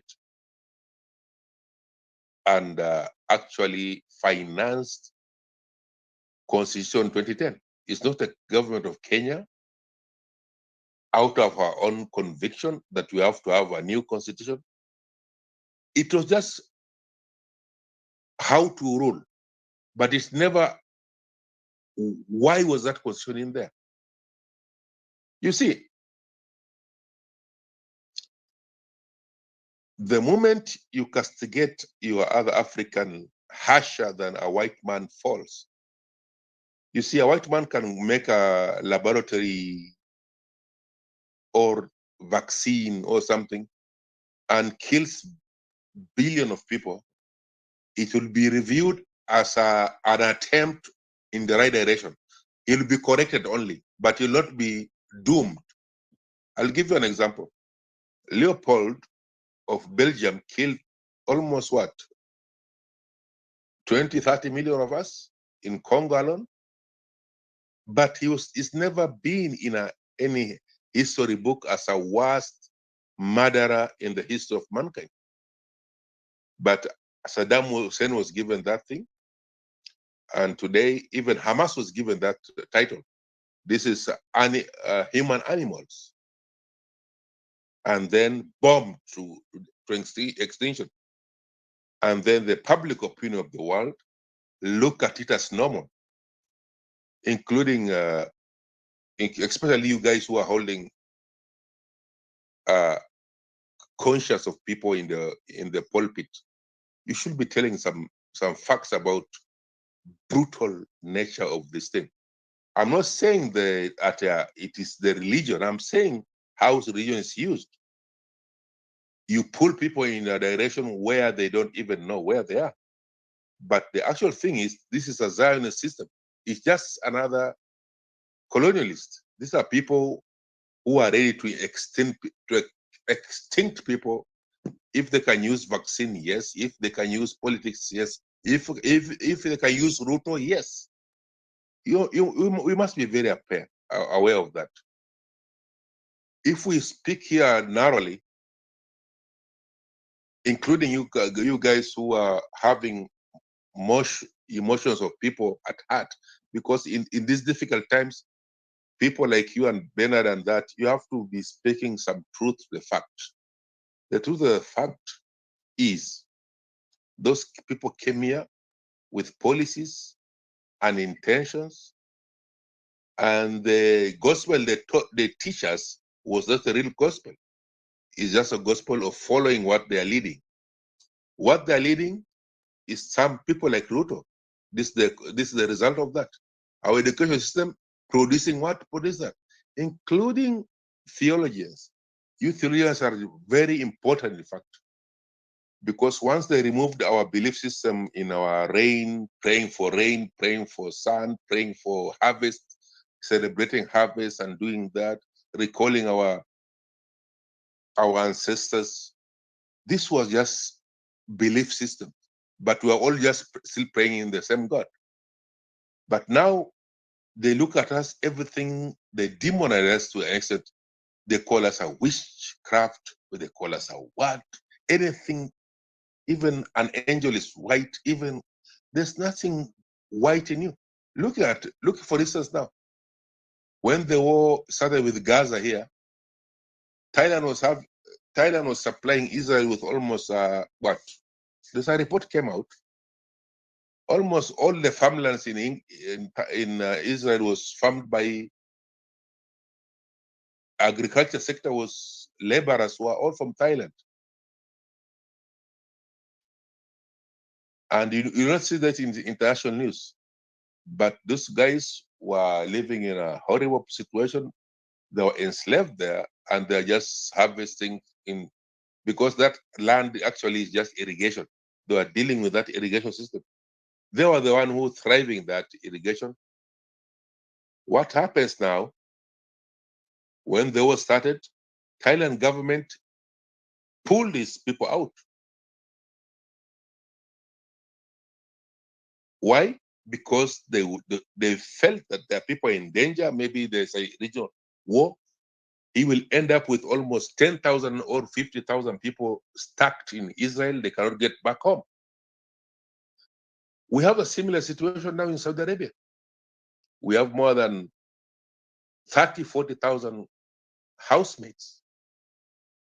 And housemate is just an extension of slavery. Housemates are just an extension of slavery. Bonolara, I must interrupt you on the premise that you are taking us around the world again. Okay. I would appreciate if you use those things as an example, but bring us back to the subject. I'm coming. That's why I'm coming. I'm going to the subject. You take too long to come. You see, because I'm addressing you, sir. I'm addressing you, Reverend. I agree with you. I cannot give you a shallow example. Naomba hivi usiende sana. Ukienda sana tunakupoteza. I mean, we lose what you're saying, so we just follow your story. You finish, we go, but we can't carry points from what you're saying. So I would want you to try and bring us back to Kenya in good time and help us make sense of what we are doing. Now we are in that independent week. Want to see these 60 years, have they been a West, and why have they been a West? And how do we now start the 61st year so that we gain what we have lost in 60 years? That I believe is a more interest of the majority of our audience. And then, of course, the thorny issue right now is the desperation and the depression that Kenyans are getting into because the future is looking bleak and they don't know how long it will be. So we should both offer information, light, as well as a quick, not necessarily a quick fix, but a better picture on what can be done in the shortest time possible to help the situation. Thank you. Can I proceed? Yes, carry on. Thank you. You see, that illustration will make my summary better understood. Chinese are not Christians, Japanese are not Christian, Russians are Christians, but they have their own system. Indians, the third largest economy, is it the fourth? They're not even closer to that. They spit on this. Walihara kwa barabara zote za India paka Mwingereza katoka kule. But what they did, they took the technology and they throw out every trash out there. Sasa, you see why we are dominated? We are dominated because we have leaders who have no interest at all. Maybe they have interest, but they still believe in the world system. But they have not integrated. You cannot integrate in the world system if you're not strong. South Africa is taking a right direction, including President Ramaphosa is doing some realigning his foreign policies, diversifying that thing, and he realized that there's some problem in our economic system. Zimbabwe will emerge stronger because they've passed through the pain, the pangs of it, and including even their pastors, they are speaking differently than our pastors here. They look at a white man differently than they look at everything. We still believe that if it was Odinga the first will be better. If will be better, he will be assassinated. He will be assassinated as the assassinated Amra Cabral. He will be better. He will be assassinated as Kwame Nkrumah. He will be better. And then they'll delve this country into a worse situation whereby actual armed raised against each brothers. They did this in West Africa a lot, and Congo is still relishing that. Angola took a longest time because Angola had the resource of oil. That's why the war was there, because of that resources. Kenya, we are just only lucky because we don't have oil. If we had oil, they could have just sown in Oginga Ogenda without even fear of doubt. Then release Kenyatta and arm Kenyatta. What happened in Angola is the same. So for the first thing to happen, we have to understand that those people came here with all the, including our constitution is still their constitution. Our leaders are still chosen. Look at the pilgrimage Ruto took to Rodam. Raila took a pilgrimage to Rodam. Then they decided, no. Your father has a bad influence. He has a Pan-Africanist view. This guy cannot be a good agent. They allow Ruto with ICC burdens. ICC burden was also created. I think ICC burden was created to dominate those two presidents, including Uhuru and Ruto. That tool of ICC is still using their brain. They are submissive to an extent that they cannot do something nationalistic. They have to always look out. Oh, am I pariah? Am I pariah? Okay, I don't want to be pariah. I submit more. I submit more. Including now digital identification. You know what? What is that? You are selling out your DNA. And in America, DNA is still something. Your consent must be taken before somebody takes your DNA and sample it and give you a result.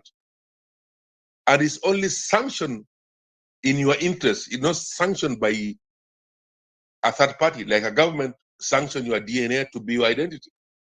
Why should the government do that? It's a further multiplication of dominance. They want to dominate us even further, i.e., they see our genetics, then they can come with the right vaccinations, right vaccines, right vaccine policies, then they just put it in a polio. Oh, there's a rise in polio in Africa, we are bringing a new polio here. Then they inject that polio vaccine to actually eliminate us before we know. Sasa, going forward, Mr. Lala Bernard, I don't think the question today could be more or less, but I believe, this is my conclusion, I believe an Odinga would have been not susceptible to grab all those lands he grabbed, the Kenyatta grabbed. He would have grabbed lesser, and his cabinet would have been more disciplined, and some rule of law would have been existent, and the constitution will be adhered for more, and we would not have a Moi second. We would not have a Moi as a second president. Maybe we would have that guy from Laikipia who said 10 million. Jani, Kenya is a country of 1 million you and 10 million beggars. Maybe that guy would be JM Kariuki. J.M. Kariuki would have been a second president, or no? Why not? And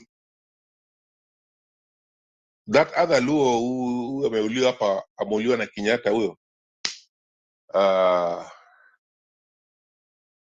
the one who flew a lot of students to United States. It's Tomboya. And why he flew a lot of students, I don't know why. Was he flying people to be brainwashed? But you see, if we had a Raila Oginga, then we had a then we have that second as a second president. Kenya would not be a center of economics of East Africa, but at least we would not be an agent to support demolition of a whole of East Africa, like Somalia. We are agent of that. DRC is controlled from Nairobi, and Ethiopia, half of Ethiopia is controlled from Nairobi. Those agencies are based in Nairobi. They're destroying Somalia. They're destroying DRC. All the money laundering, all those theft from 60s up to now, from DRC especially, I felt bad. And that's why you see Yoweri was trying to also get a loot out of it. And Rwanda is thriving out of the same loot, because now they're diversifying where they wash the loot from Congo. You see, and Congo suffered. My God. I just wish that country is subdivided, then they have a separate rules. You know, they are so big a cake that even a nuclear bomb can be used one day if Kenya becomes resistant to Congo exploitation. They'll bomb us. A ship will be in Mombasa, throw one bomb in Navy Yard, throw one bomb in Nairobi. Bwana Olara, are you advocating for us to live in fear for the rest of our life and live on our knees, do nothing? No, what I'm saying is that what I'm suggesting. Ngoja kwanza. This we shall be bombed. We can be bombed. We are at the mercy of these people. Where is it taking us to? Is it taking us to a place of accepting and doing nothing? Or what do we do in response?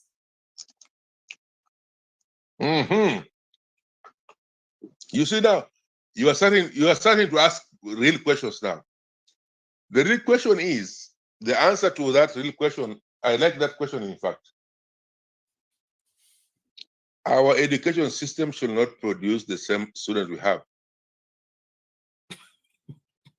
And the response to that is, we should not be electing leaders with who's buying us with 50 votes, like Ruto. We should not, if we don't address that, and the moment you see Libya, which was having the most successful country in Africa, is bombed to ashes, you should be looking at those people and think correctly. Thinking correctly, you don't introduce GMO in your country. Think correctly, you have to reintroduce the regional foods. People, what you are eating, we boost you. What you are doing, we boost you. What you are doing, we boost you. Then, you see Uganda went through 20 years of war, even including Congo. But Congo only asked for what? For UN aid, where? When people are displaced. But when people are settled in their place, they eat always. Because they have indigenous food in the right place.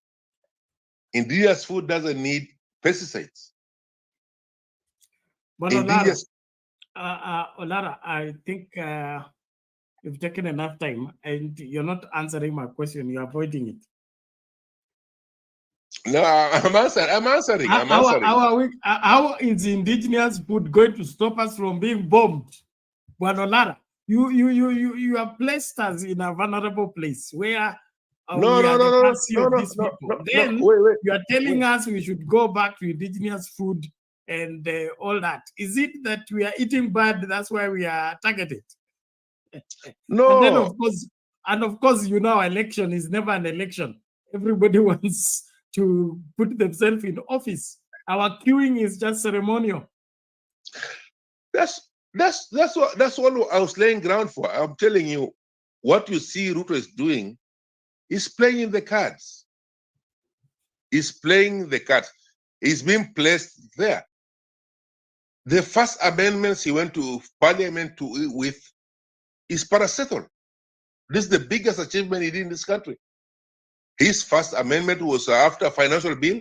He came with paracetamol bill that you should not question. Parliament should not question him. Who's directing him to do that? Is the same constitution allowing him to do that? How does he do it? He does it how Colonial did it. He just manipulates. Please, what I'm saying is we have to have a nationalist agenda. And when Oginga allowed, he did not take the bite because he was given the bite with the colonialists. But he understood it correctly. Those guys are just giving a bite. And when Kenyatta came out, the same colonialists give Tom Mboya the bite, and Tom Mboya bite it. Tom Mboya became popular. Tom Mboya became even Kenyatta became envious to him because they were introducing somebody against what? Against Kenyatta. And Kenyatta realized that very fast. But he understood also the rules of power. Kenyatta was smarter than Tom Mboya, than Odinga. He took a lot of money to just protect the system. I don't think if he put that also to Kenyatta's system, the second Kenyatta. Because now, if you want to be strong, you have to be also strong economically. I don't know if that's correct, but I think Kenya is still in the right direction. But the moment, but Olara, I think that's enough. You need to take a glass of water. In the meantime, thank you. Let's have huyu Mkenya mkora angalau naye atupatie utapeli wake leo. Inaonekana leo muko tu hapa kunidanganya. Danganya mtu leo tunakumwagia ukweli leo. Ninyi ukweli wenu umefichwa kwa mambo mengi sana. Hamtaki kusema ukweli mara moja. Sisi ni SMS generation. Tunataka short and precise. Shida Kenya ni kubwa zaidi. Answers. Koja kwanza. Asante. Kenya mkora. Hali vipi? Vipi? Mambo vipi? Niko poa. Serikali ya ukora leo imeachilia wakora wengi. Tuliokota Olara. Kwanza nilikuwa naomba asijaribu kuangalia comment section kabla niingie. Waje nimemchokoza huko, nimemwambia amekuwa tourist na ni rafiki yangu. Sasa nilikuwa naogopa kabisa asiangalie huko, kwa unajua sisi hatupendi ujinga, tunachukua kama tourist, tunaingiza mtakuwa tourist ninyi wote. Unaona tumechukua Olara, amekuwa tourist pia yeye. Hii tourism yenu ni ya kuuza wanyama ama kuuza watu wakuje kuona wanyama? Chochote chenye kinaweza uzika, ukiangalia macho pale ukiona inaweza uzika, uza. Sasa cockroach na nini ukiuza kila kitu? Sini ya Kenya na si ndio president. Ni nini shida yako? The president is the leader of the country. Kwa hivyo tunauza kila kitu kwa sababu tuko na idhini ya kuuza kila kitu. It belongs to me as the president of the country. It belongs to me. Not in the constitution. Which constitution? Even the constitution belongs to me. I'm saying it. Caretaker wa nyumba zako zile ziko Mlolongo. Is it the owner of those houses? Wacha wewe sasa ukienda hapo personal tutakosana. Anaweza kuuza. Sasa ukienda huko that's another whole different game. No, mimi nataka nikuwe caretaker wako sasa. Kama ni hivyo nifanye caretaker kesho asubuhi. Hapana, hiyo staki hapana. Wacha hiyo ni country nyingine. That's not the country called Kenya. No, mimi naishika no. Hell no. Anyways, but Bernard, I understand what Olara is trying to say, but yes, it's true. Amekuwa tourist kidogo. And Olara, you know, I'm not harsh with you. It's just that, yeah, there's something that I've Bernard, as I come into my point. I'm starting to really get very very, allow me to use this language, very pissed off by people always comparing Kenya with other countries. Because even the question that is you asked today, and that's a very good question, Bernard. Like Olara said, it will open up other things that we need to ask. Some things that we've been speaking here. You see, we were at 50 10 years ago. And 10 years, it seems like ni kitambo sana. Truly, kwa juzi we did Madaraka Day for 50. Now we're at 60. That's 10 years after. Real quick. And Olara said so many things were never done right. And I won't sitakimbia sana kama Olara. I'll hit the hammer where I'll hit the nail where it is, and then nirudi mafichoni kwa sababu najua nitachapwa. Bernard, like it or not, hata kama nitachukua a whole week off, kwanza nawasha moto studio leo. The biggest problem and the train yenye ilichapaga Kenya, the mother of it all and the father of it all, na wazazi wakuu, was one mzee Jomo Kenyatta. And sometimes you're told that your generations might actually try to correct your mistakes. And I believe the first time Uhuru did not really try to correct. Now, we don't know what was going on behind. We hear alikuwa amewekewa gun kwa kichwa, he couldn't do anything. But his second time, he actually tried to correct it. But the biggest mistake that Kenya ever did was Mzee Jomo Kenyatta. Bernard, when you're starting to go for a journey, you don't start to move in with a car that actually has flat tires. Yenye hujafanya hata tune up, itakukufia kabla ufike Gilgil na unaenda Nakuru. Why am I saying this, Bernard? Let me go straight to the point and hit it apple. We were getting independence. We were not switching political people from black to white. White to black. The person that we got actually was never even caring about the country. Luckily, alikuwa amefungwa.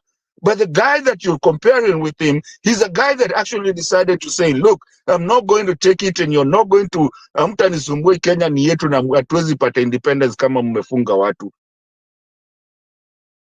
So that's a guy that actually was looking forward towards the country. Now, what happens now after Metetewa, the Kenyatta? And I don't know who these people that like calling me when I'm on show. Please, come on into an show. Please don't call me when I'm on the show, and especially if I'm using Kenya Mkora, because I'm using my phone. Bernard, I hope you can still hear me. Can you hear me? It was a call coming in. Yes. We can hear you clearly. Just go to the point. Thank you. Yeah. So when we got independence, we were not trying to switch from white colonialism to black colonialism. And the biggest reason that we have today, and the biggest things that happens, and Bernard, I think I brought this thing, Skwingine hapa nikagongwa mawe, nishazoea. Even this Rift Valley problems that we have today, they come from that Kenyatta exchange of power. The Laikipias, the Rift Valley, nanini, hiki tuyote ya wakale nanini, and even the flying, what you remember, it was the flying, what do you call this? Flying eggs, zenye zilifanyika huko Kisumu ndio shida ikakua. Who was there? the same Kenyatta. And Bernard, there's a story, and we need to start talking about it, by the way, so that we can liberate ourselves once and for all. You remember, I mean, there's like a story into our 80s and 90s and 70s. You will know there's a story that was being told that in the Rift Valley, watu walikuwa wanaambiwa enda utupe mawe, mali itafika, hiyo ndio itakuwa land yako. It's the same problem that we are having today. Why is it that it revolves between those three? Mostly the two. That was what actually brought all this problem.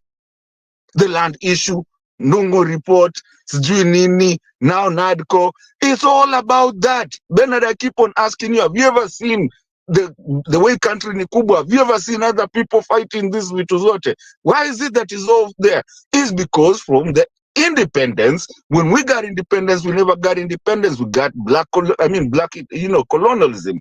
Because of what? Puppet. Now you're complaining about another puppet that amekuja, because every time kitu ikienda kusovika, they have to fight. They have to bring something. Bernard, I'm telling you, Jomo Kenyatta, actually, Oginga Odinga did Kenya a disservice, but I think he was doing the right thing to try and actually liberate. Think about imperialism versus capitalism. Kenyatta went for full capitalism. Na hapo ndio walikosania. Siku hizi unaona watu wakikosana. Kama mlipata independence, you're not supposed to kukosana hivyo. I mean, kina Nelson Mandela did it. How many countries have gotten the independence? How comes yake ilianza ikaleta shida? So Bernard, that's the reason I'm saying he's the reason even today. And that's the biggest strain and the worst strain that ever hit Kenya. And how I wish Oginga Odinga would have gotten it. That's why he had brought people like in a Tomboya that actually were bringing Nimeskia Nani. Lala said there was only 12. Did he say 12 graduates by that time? But people like in a Tomboya, they were going out there working with JF Kennedy and bringing people who can actually change the country. Mpaka wakakuja wakakosana. And most of them, actually, they started killing them. How many died? You see? So Bernard, what I'm saying, yes, we have to look back and look at the history. And this is the history that some of us, wala watu wa tupangwingwi, ndio utu tukina Benten, kina Tubrayo, tukina nani, tunya tupangwingwi. That is why they don't understand the history of Kenya, and they don't even understand that Moi alishikiwa kienda, akihepa, akarudishwa Kenya, ndio kuja kuwe nini after Kenyatta died.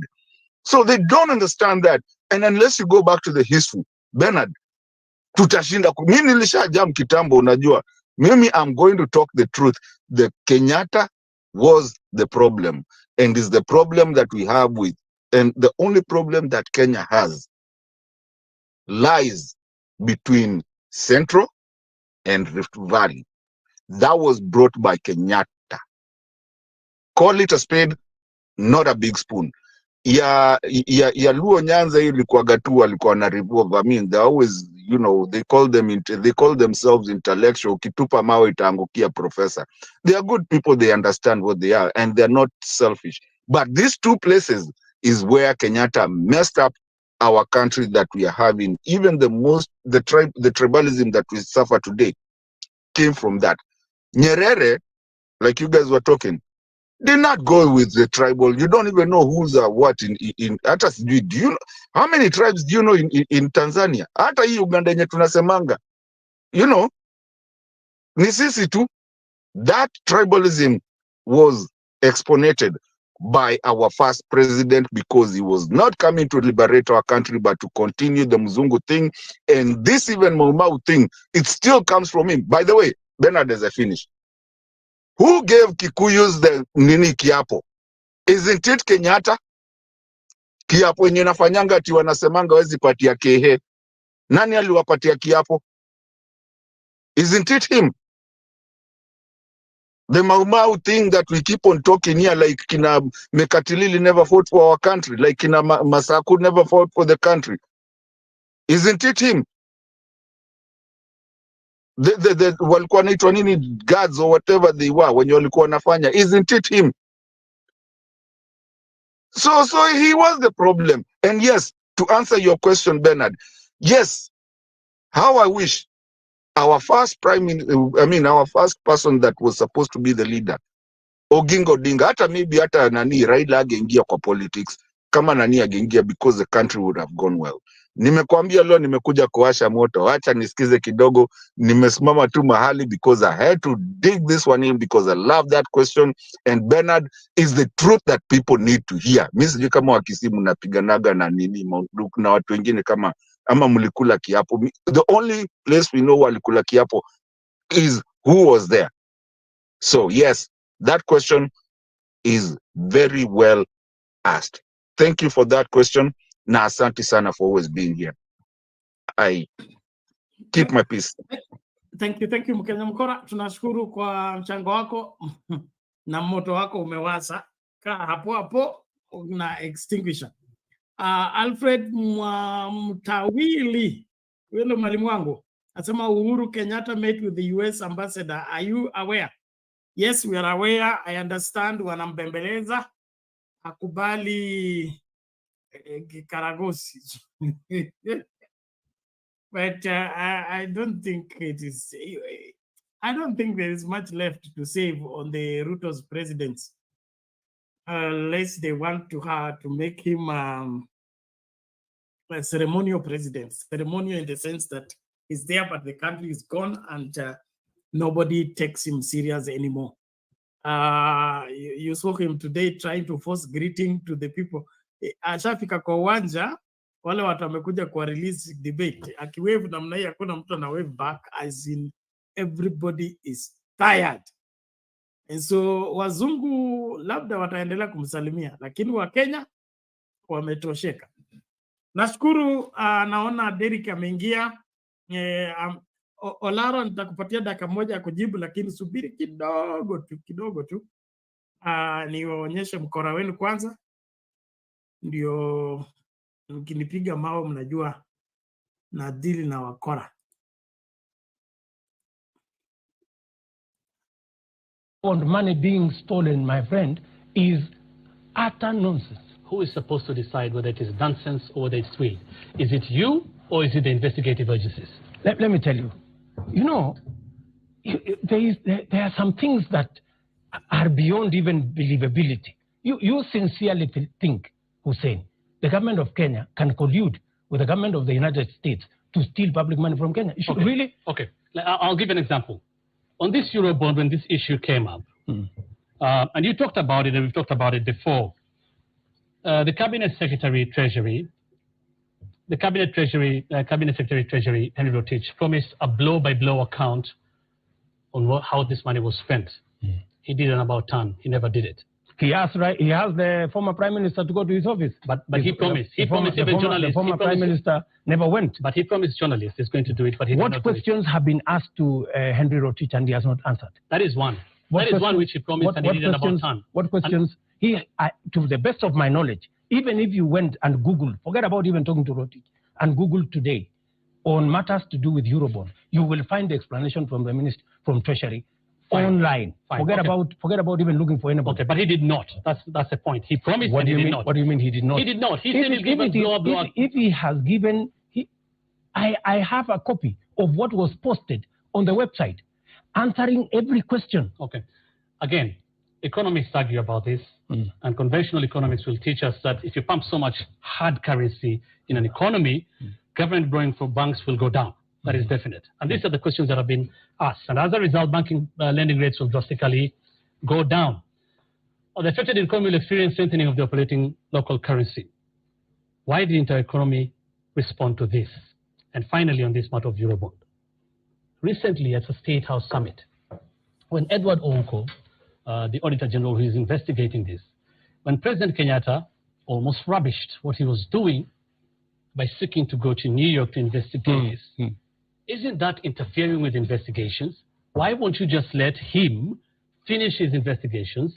Because you're saying all these allegations, there's nonsense. My friend. True. Why can't he finish the investigations without anybody interfering so that we know whether it's true or not? Mr. Ugo is free. He has been to the US not once on that matter, for your information, right? He has been to the US not once. And all the books are open on this matter of Eurobond. And let me tell you, Hussein, on national television, I can look Kenyans in the eye and tell them the allegations about the loss of Eurobond is nonsense.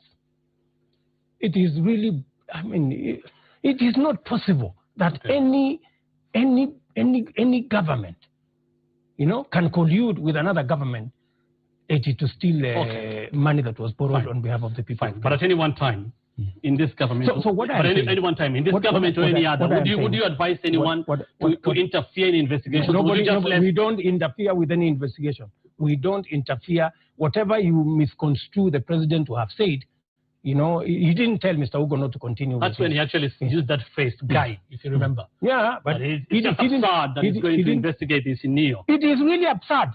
But it's his job. I mean, really, surely, you know, this is nonsense. You know, you cannot, my friend, you know, and that is what I'm telling you. We have allegations of corruption. Where allegations of corruption have been made, the investigating authorities follow, right? And when they are found to be verifiable, action is taken.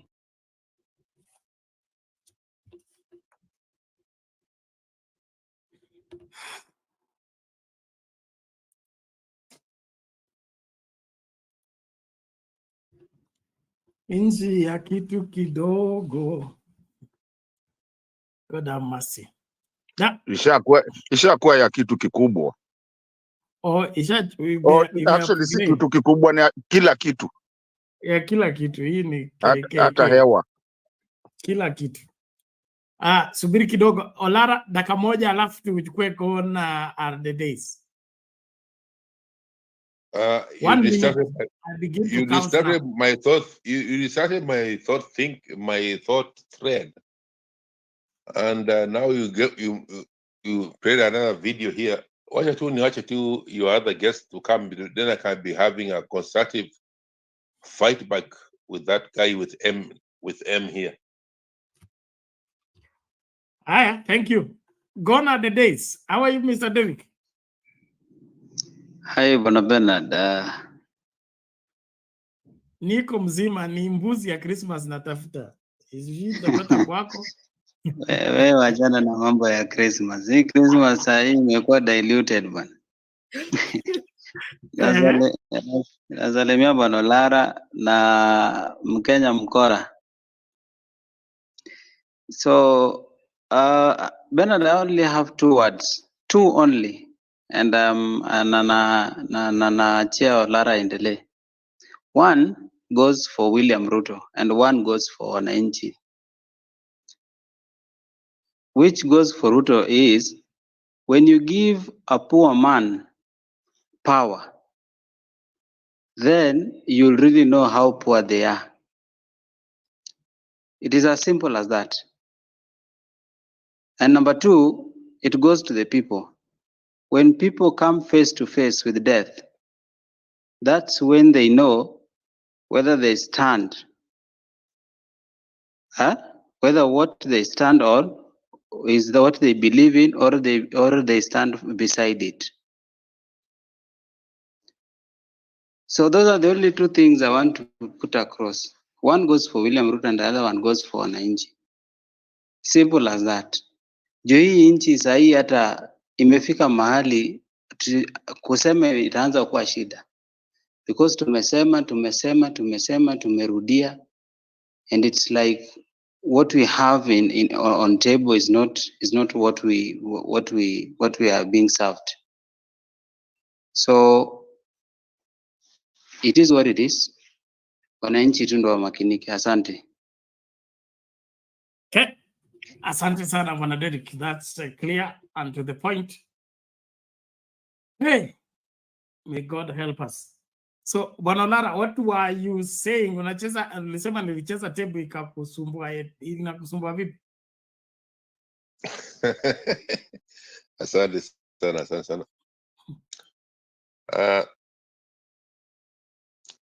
Unajua leo Bernard, usichukue kitu kama is a laughing matter, because we are coming here with a lot of passion, and some of our viewers there should also expect that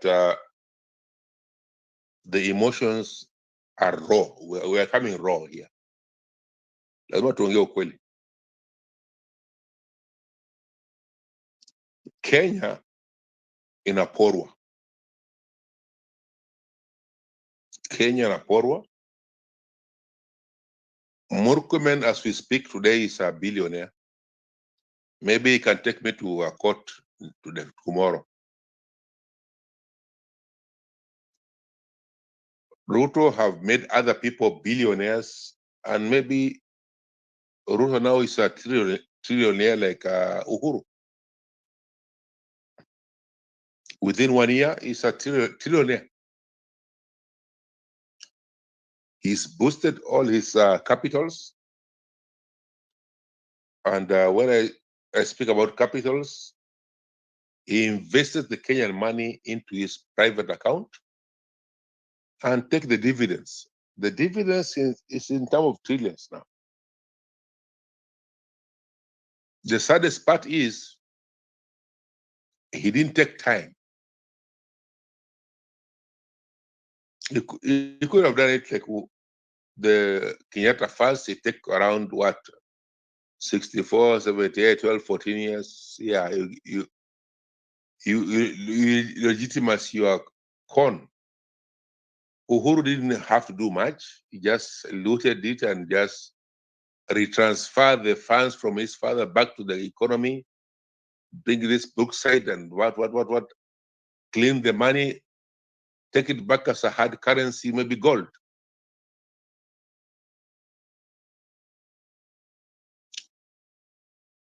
And I want to confirm one thing. I'm confirming the king's visit was to summit every other Kenya policy, foreign policy was cemented with that visit. I.e.,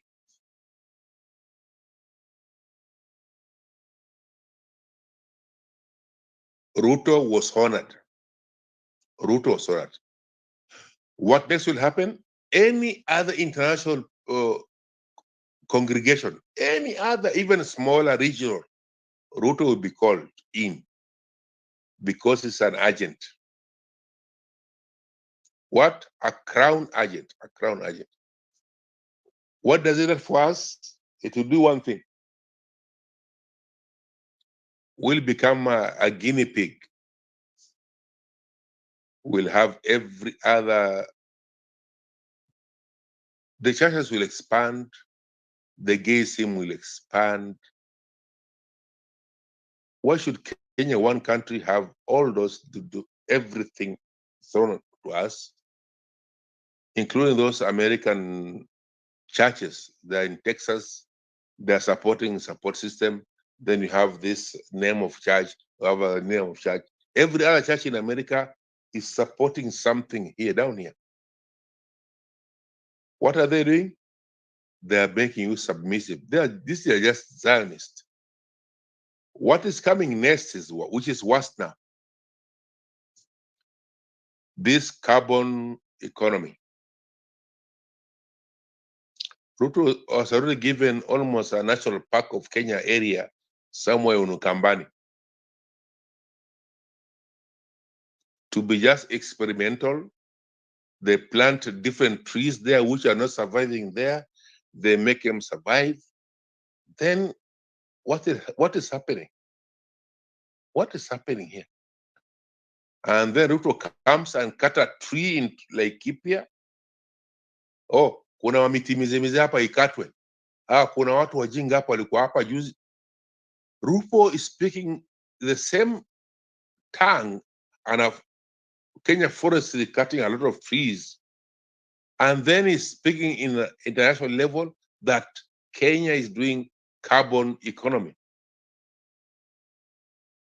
By the way, we have to use our resources. If we have a carbon, if we have charcoal, if we have oil, we have to develop fast before we become carbon economy.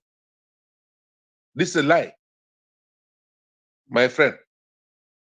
When pastor, please, my approach is this. hatutambeleza punda kwa mteremko, na Wakenya wameshateremka, waache wateremke. Kenyatta to some extent is correct, is bad, but what happened with Moi was worse. Kenyatta left us with a certain guidance, certain economy, certain constitution. Moi just stopped it all at once. Maybe it's a continuation, but I don't believe that. Moi all just gave us songs, and the most brutal are those two first regimes. Bernard, I want to ask Olara something. Yeah. Go ahead. Olara, give me one patriotic song that was sung during Kenyatta's time. None. I'm done.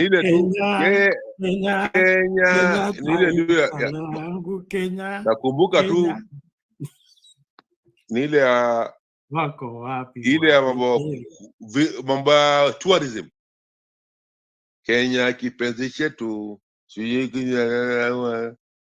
juangalia ngamia, kitu kama hiyo. Tourism. Okay, so anyways, Moi najua mtazileta. Nastaki, I don't want to mess the show. We are having a very good show, and it's very important. Kenya hakuna matata from Kenyatta time. Kenya nchi hakuna matata, hiyo matata.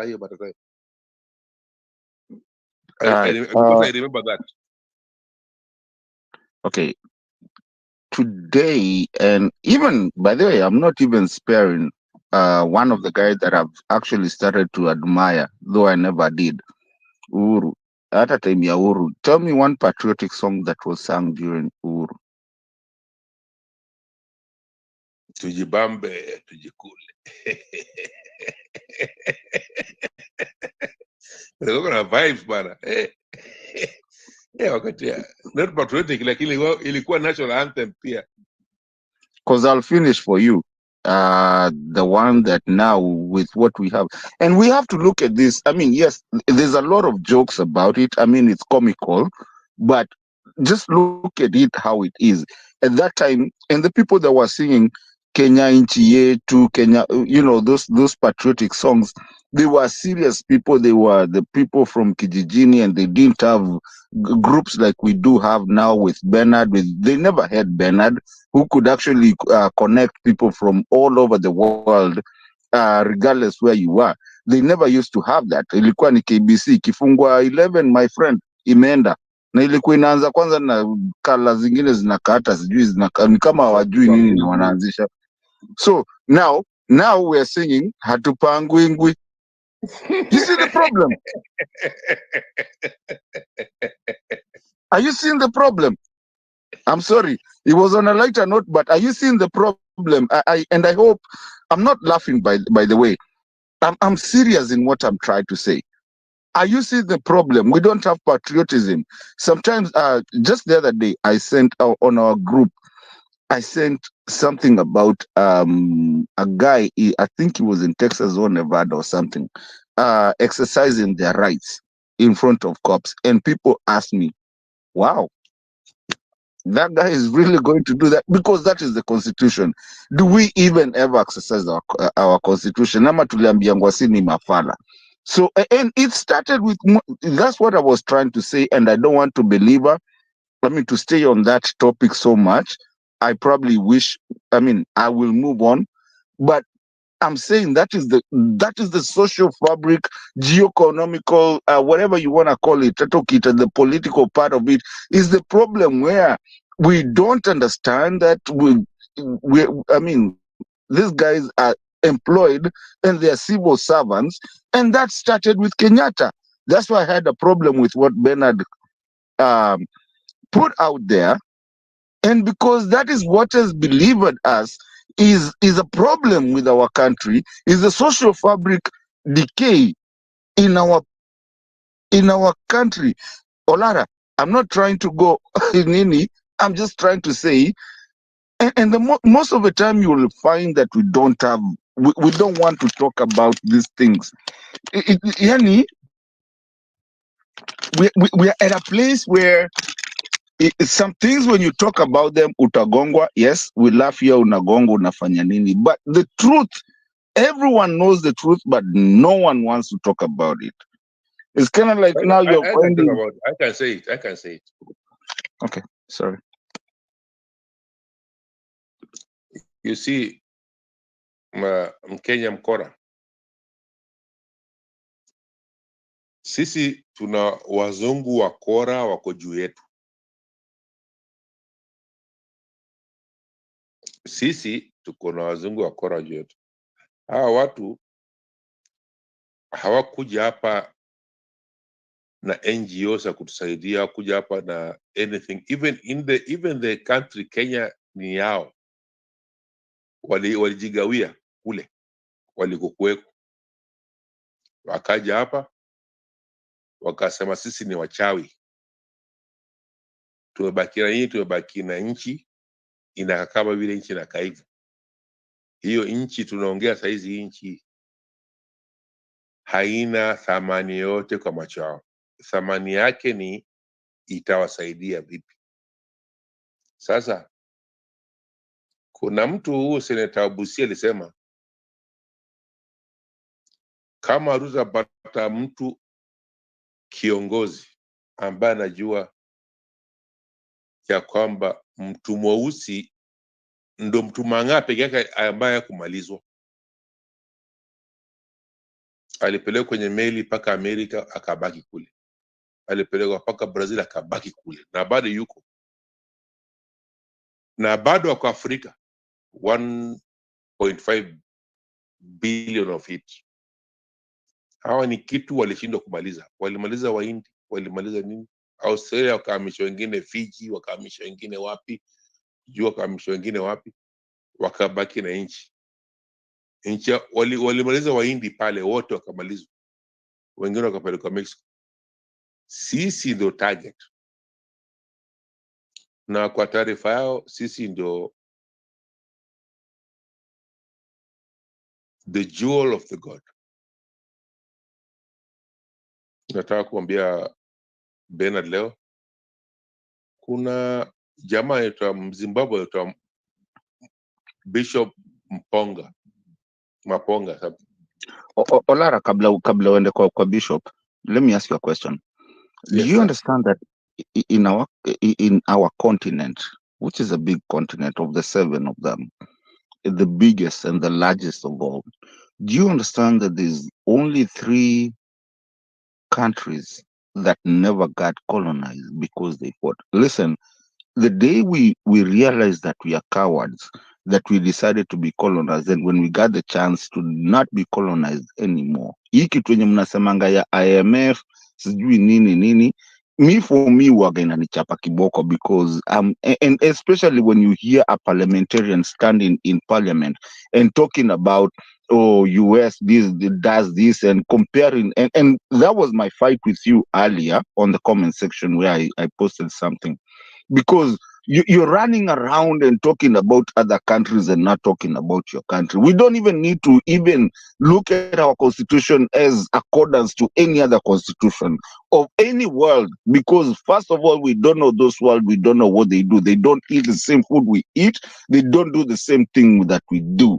So why is it that even our constitution, and even when we stand in parliament, you hear a member of parliament talking about, oh, the United States Constitution of this and this? They kind of know the Constitution of the United States, or even of somewhere else, like that. I mean, our colonizers. Now that we are talking about Kenya at 60, you hear people still referring to the Constitution of countries that are not, has nothing to do with Kenya.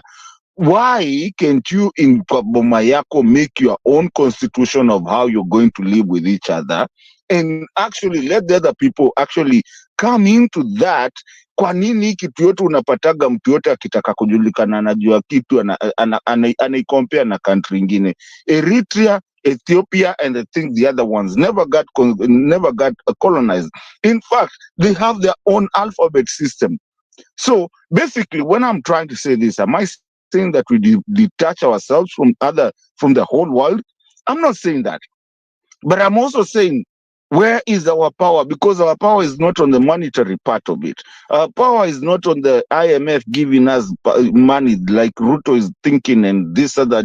Even the other wenye tumekuwa now, the last presidents, yes, they had a little bit of ujinga and ya kitu kama hiyo. At 60 years old, seriously. Today, yes, we understand US went ahead of us. The dollar, we are talking about the dollar. Where is our Kenyan shilling? So dollar ndio imekuwa yetu. So as we are so useless that we have to depend on the dollar.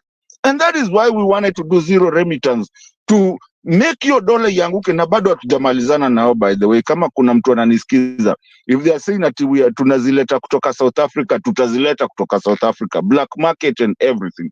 We will kill that dollar dependency of the Kenyan shilling to where the Kenyan shilling is known.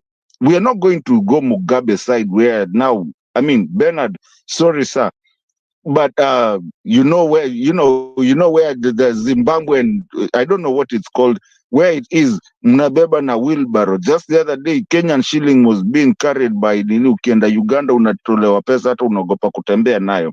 We will make it fall so that the guy economically and socio-economically, there's nothing to do in Kenya for people, so that now we go back to a reset mode. Bernard, that was the question that nilikuwa nimekuwekea mbele uko ukianza. So nilikuwa nimekwambia tunaenda reboot mode, either reboot or we restart this computer called Kenya.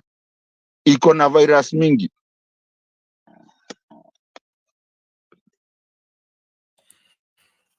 Wewe Mato, ilikuwa time Virus. yangu, umeingia tu umenivamia. Sasa umenivamia nikishamaliza mambo yangu. All in all, Now, na support vile umesema.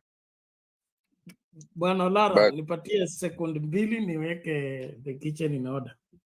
It is 24 minutes to 2 a.m. East African time. That means you're on the wee hours of signing out. Harun is here. He has not spoken.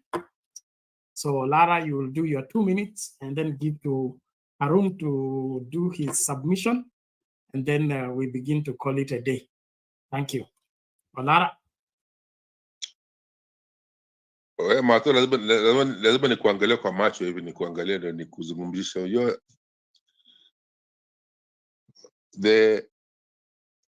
the bitter pill is we are still colonized. Our education is still colonized. We are only lucky we are here as panelists. We can actually look at it and face it. Nyanya yako anashika msalaba kama Mungu, na Mungu yuko msalaba. Mungu yuko kwenye vitendo. Tunaangalia machache iko hapa inatapeli watu ati nini, ati ataombewa mtu apate milioni, anapata nini. This is the same thing. Once we hit deep down there, we'll get into right conscious. And when your religion is unwritten,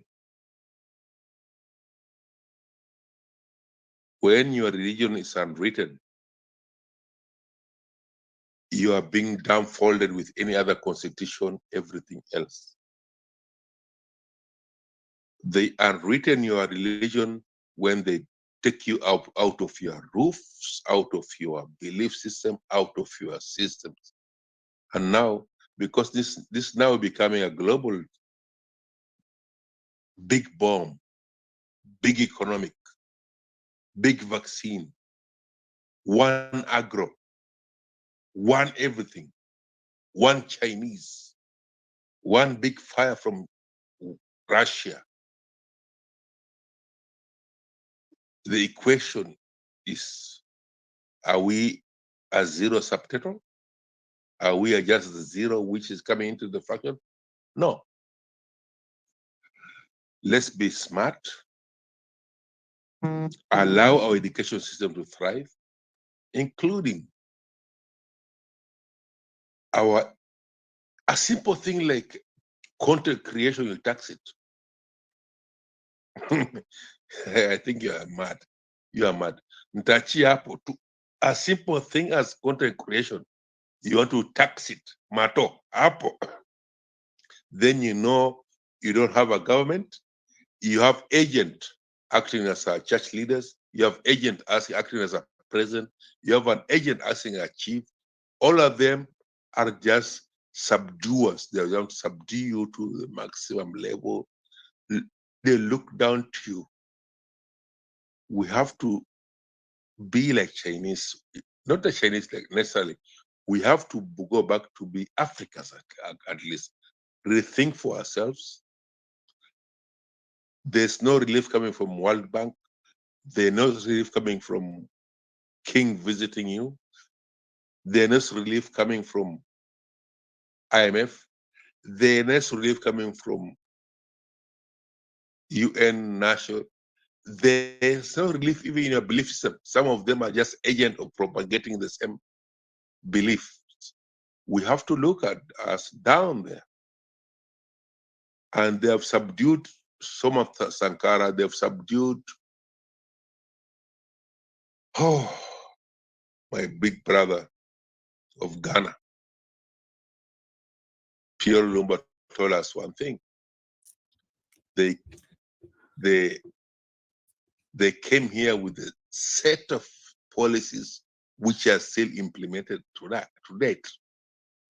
Belief system, economic system, and accordingly, our leaders are playing the same cards. And I hate Jomo Kenyatta. He wrote our history books incorrectly. He just said Mamo the only one fought for it because he hijacked the Mamo movement and he projected himself as Lara, thank you. You are now back to the history you are supposed to give us. You went, you took us all over the world. No, I'm just confirming now what Mato was saying. Thank you. I'm confirming what Mato was saying. Thank you for confirming. That's what you needed to confirm from the word go. No, I cannot say it. I cannot say it's Jomo. You have to give a context. Then you conclude with it. Kama vile unafanya kwenye pulpit, and this is my pulpit here. Your channel is my pulpit. Your channel. The problem with you is that you are once a school teacher. Teachers are always. I'm just using a pulpit, sir. You have a pulpit, I'm using it. I'm just standing down there. You are standing up there. And maybe this way you will help more people and more people can understand. We're getting that done. Please, let's be conscious of time. Time is running out and I don't want to overstay here. Thank you so much. Can we now have Mr. Harun to make his submission? Na kama wakereketo wa usiku mwako, tafadhali njooni. Kwa sababu mimi muda wangu ndio huo umeyoma. I need to take my good rest. I have a very, very busy weekend and it will demand my the fullness of attention. Bernard, wacha nichokoze Harun tu dakika moja cause kama anapeana yake hiyo nini yake cause there's something we had spoken with him. Na I mean nilikuwa nimemchallenge a couple of weeks ago and I want to challenge him so that he handles that one while he's doing it. And maybe anybody mwenye utapati hapo kufunga. I understand you're leaving. I'm so sorry Bernard, I wish I could. Kesho nitakuwa. Nilikuwa nataka Harun and whoever else is going to talk because that was my last point that I was wondering. Bernard, I am not, anyway, I might be or not be, whatever. Whoever knows me ananijua kule niko. Historia UDA. I'm supporting someone from UDA. I'm wondering why is Gerald Gay I saw him talking about akisema ati watu ati ni Nandi ndio wanakuwa attacked while he's been yenda amepelekwa kwa koti. I was just wondering, guys, because I'm wondering in a rhetorical kind of question. Is it that every time that we talk about kila mtu ukiatakiwa unasema ni watu wa Nandi? How many Nandi people are called in Cherargei? I don't know. Mi hii kitu ya mtu kipelekwa koti. I mean, hiyo ni kesi yao ya Kenya Kwanza, yeye na Murkomen. Wacha wachapani huko kule wanachapania, lakini watu wa Nandi wameingilia wapi sasa? Ukisema ati mimi ati nimepelekwa koti, that's the Nandi community being taken to court. Bernard, when are we going to come from this the mediocre BS of people talking about mimi nikiguzwa ni Wakamba? So I know Haruna anajua kule tumetoana na hiyo. He will answer that. That's why I wanted to come before Aseme, and I'm sorry for misbehaving, sir. I apologize. Poleni sana. Mato, hapana omba msamaha, iko tu sawa. Mimi hizo drama za Cherargei sijui drama za nani hizo zisipati sikio langu, cause kama William Samoei Ruto yeye mwenyewe is a thief. Sasa hata wengine apeleke kotini asipeleke, it's just only wakati from the head imeoza yote mpaka chini ni kitu imeoza. So wakati unapata head of state jamaa grab the western land mpaka sasa hivi anakulia jasho ya Wakenya, then kutoka hapo Murkomen kula bilioni 15 vile Cherargei alituambia. So ndio unaona kuwa anasakamwa, maybe wanataka a retract hiyo statement na nini. Those are dramas. Mimi nakwambia Kenya inastahili ifanyiwe overhaul. Overhaul. Kama ni hawa viongozi tutume wote nyumbani, tupate a new crop, but it will take time. That is the sad reality. So baba amesema kuwa exporting labor is dangerous, na nimeona watu wanampiga makombora. Look at the age group.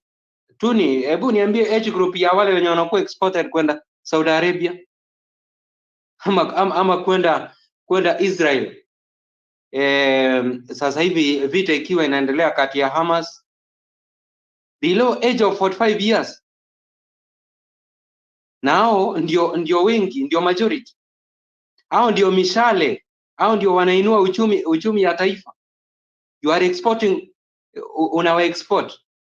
Sasa ukiexport wote nitafukuzwa hapo hivi leo Harun. Ati wanaitisha farm workers. Yes, wanaitisha 1500, watakuwa wanalipwa 230k per month, na vita bado inaendelea huko kati ya Hamas na Israeli. Hezbollah wanarusha makombora from where zinaanguka kwa mashamba. Watakufa wote. Wenye wanaenda huko they will die. That is a sad reality. Eti wanapewa hiyo ndio Ruto aonyeshane wa Kenya kuwa anawatafutia kazi.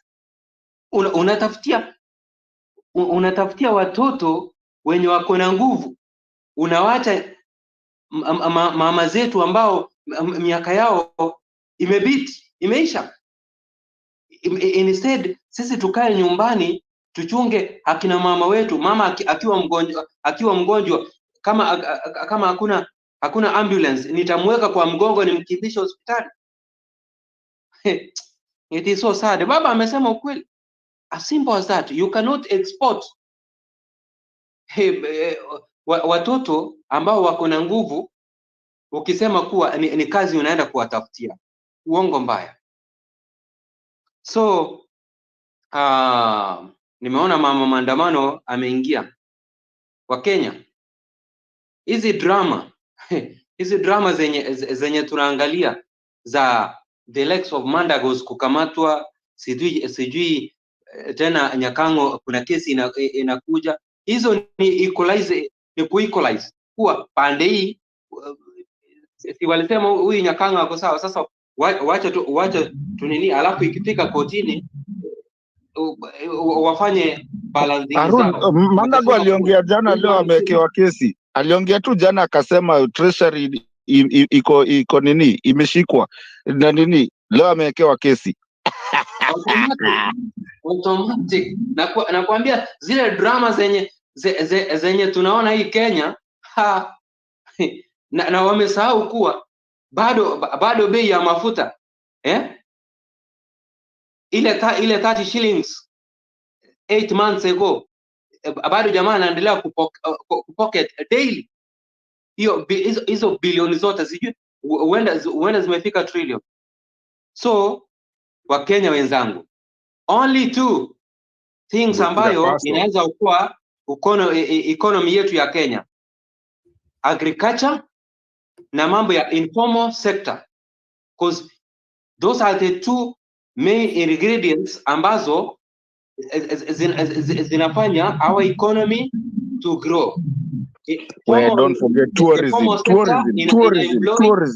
Very few individuals, so hapo ndio nitaguzia. Back to you, Mr. Bernard, ukileta mama wetu Kenya maandamano. Thank you so much. Okay, asante sana Bwana Harun, nashukuru kwa kuchunga muda na kutoa ukweli kwa ufasaha. Naamini kwamba kila Mkenya anamakinika kwa kuelewa nini kinachoendelea na kipi kinapaswa kufanyika ili kila mmoja apone na nchi yetu ipone. Kama dosari iliingia katika hii nchi mwanzo, itabidi turudi hapo mwanzo tukarekebishe kwanza, tuendelee na safari. Miaka 60 ndio hiyo inakatika, bado tunaendelea kuficha zile dosari tulianza nazo katika kuweka msingi wa nchi hii, na katika hiyo hali ya kuwa wanafiki na kuendelea kufikiria kwamba muda utaponya yale ambayo tuliyatekeleza pale mwanzo, tunaendelea kudhoofika na tunaendelea kuhangaika kama nchi.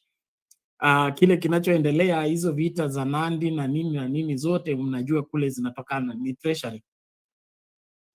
Magunia za hela zinabebwa na wengine wanafikiria pia sisi tulikampenia hii serikali, mbona nyinyi mnakula sana kuliko sisi? So ni mzozo wa magunia na wanaobeba. Cha muhimu hapa, wakati mama anaingia, nataka naye achangie kabla tufungashe. Nataka tukuonyesha vile tunafanya vizuri kama nchi. Sikiliza tu huyo mtu. We are doing well as a country. KenGen CEO Abraham Serem, Kenya Power CEO Joseph Siror, Kenya Pipeline CEO Joe Sang, Energy and Petroleum Regulatory Agency CEO Daniel Kipto, Ketraco Company Secretary Lydia Sitienei, Kenya Ports Authority CEO William Ruto, KEMRI CEO Elijah Songok, Kenya Cooperative Creameries CEO Nixon Sigei, NSSF CEO David Koros, National Cereals and Produce Board CEO John Ngetich, Agriculture and Food Authority Chair Corneli Serem, Kenya Seed Company CEO Sami Kiplagat, Nyayo Tea Zone CEO Peter Korir, Kenya Agricultural and Livestock Research Organization CEO Eliud K. Kireger, Kenya Meat Commission Chair Joseph Kipto, Kenya Dairy Board CEO Margaret Kibogi, Kenya Animals Genetics Resource Center CEO David Kios, Export Processing Zone EPZ Chair Mr. Richard Cheriot, Kenya National Accreditation Services CEO Martin Chesire, Special Economic Zones Authority CEO Kenneth Chelule, Insurance Regulatory Authority CEO Godfrey Kiptum, Kenya Deposit Insurance Corporation CEO Helen Chepchumba Chepkwoni, Privatization Commission CEO Joseph Koskei, Director General of Migration, Evelyn Cheluget. Kenya Space Agency CEO, Hilary Kipkosgei. Kenya Post Office Savings Bank Chair, Sarah Serem. Kenya Water Towers Agency CEO, Julius Tanui. Kenya Forestry Research Institute KEFRI CEO, Joshua Cheboyo. Tourism Regulatory Authority CEO, Norbert Talam. North Rift Valley Waterworks Development Agency CEO, Edwin Cheriot Rotich. National Employment Authority Chair, Vincent Kigen. Kenya Pipeline Chair, Faith Boynet. Comments. And many more now share the list of the CEOs. Chuki na hivi itakumaliza. Mo is back indeed. Yamune Nation. It's their time round too. Let them eat. Where Moi failed them. Hasara Tawara. Tumepangwa serikali ni yetu wakale. Hey, so what? You own 3 regimes. Kenyatta. I'm surprised to realize Kenya has a space agency. Oh, thumbs up for Prezo and his team. Let's now look at the Kikuyu vlog plus Embu and Meru. Then we compare. Otherwise, hongera kwa waliopiga hii serikali kura. Ni tamu tena zaidi. Webie Betty. Still watching from Kampala. ZJ Everlast. He has grabbed Kenya by the balls for sure. Jacob Odiko. Francis Gaitho, how will you know that power is no longer in the mountain? It is time for Kalenjins as community to enjoy and benefit fully from the government, and this will be their trade for the next 9 years or even beyond. Go. We can't continue voting in the IBC. Let it go. We can't continue voting for you, Baba, you win, and they steal. Let them go. We don't want IBC. Wangapi wanasema wanataka IBC? What a shit is it? IBC, let it go. Baba, you removed Moi. If you removed Moi by Blolongo, let us remove Ruto.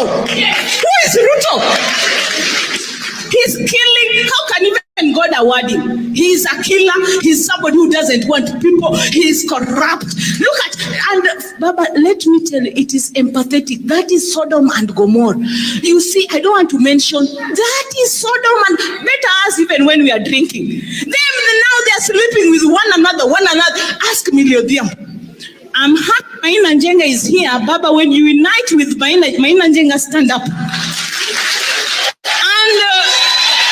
And Rachel, stand up. The comrades, stand up. This is Jeshia Baba. I want Maina Njenga to come to Kisumu so that Gachagua can know we are ready. With Maina Njenga, ongea kwanza.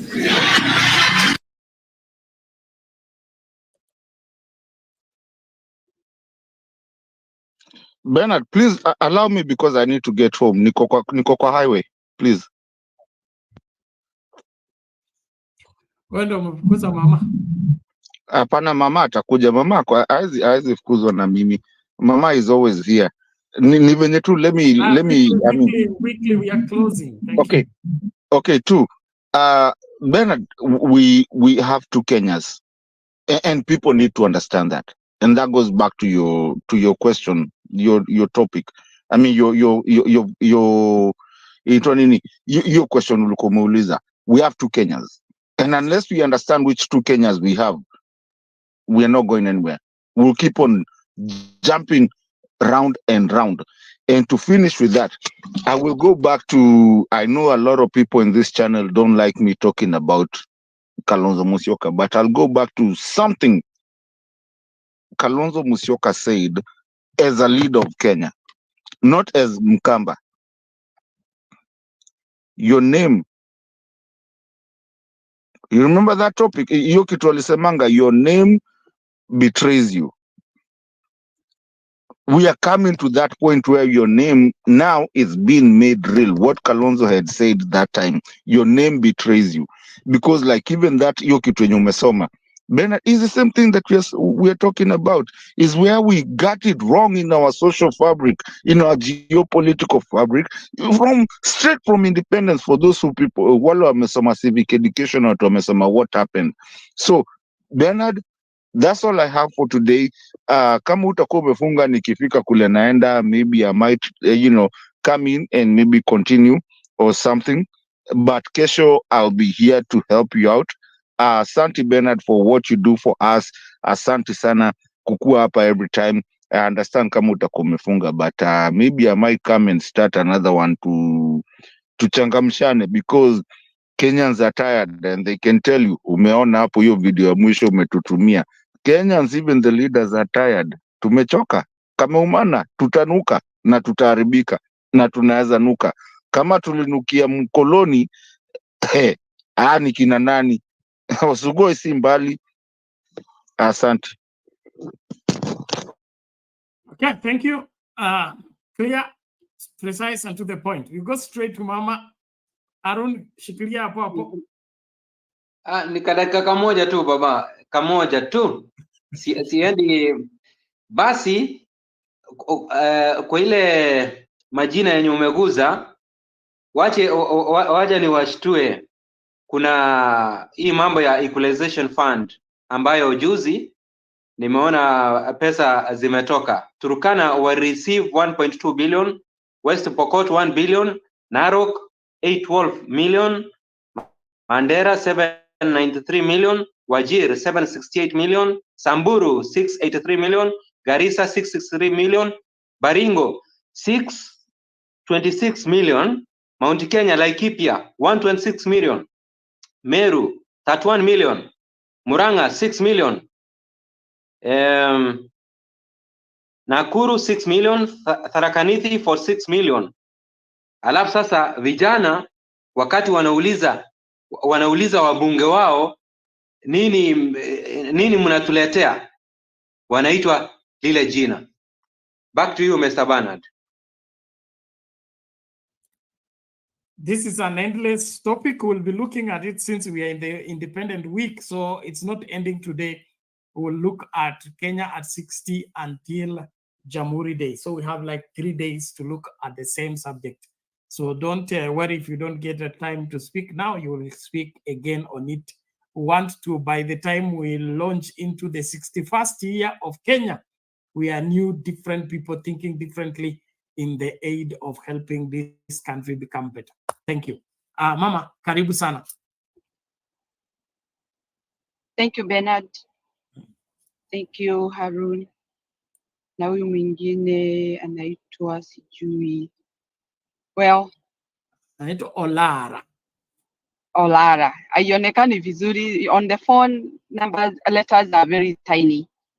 So, Kenyans, nawasalimia. Bernard, asante for your good work. Wananchi wa Kenya, mnasikia kile kinaendelea. Mumejua kinachotuuma. Na uongozi ule tuko nao ni wa machachari, wa watu ambao hawajali maisha yenu hata kidogo. Sasa mimi nauliza swali moja.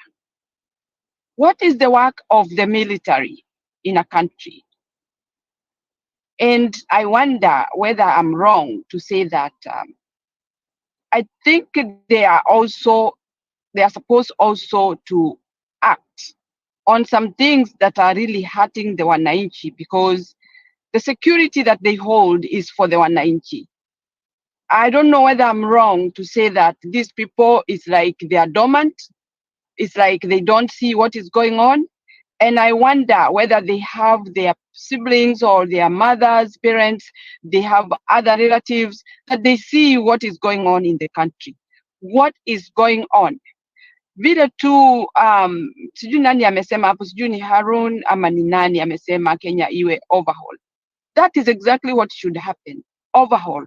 Because all who are there, actually, hata wale unasikia hawaongei, ati wamenyamaza. Hawajanyamaza ati kwa sababu wanawatetea, wamenyamaza kwa sababu wanakula.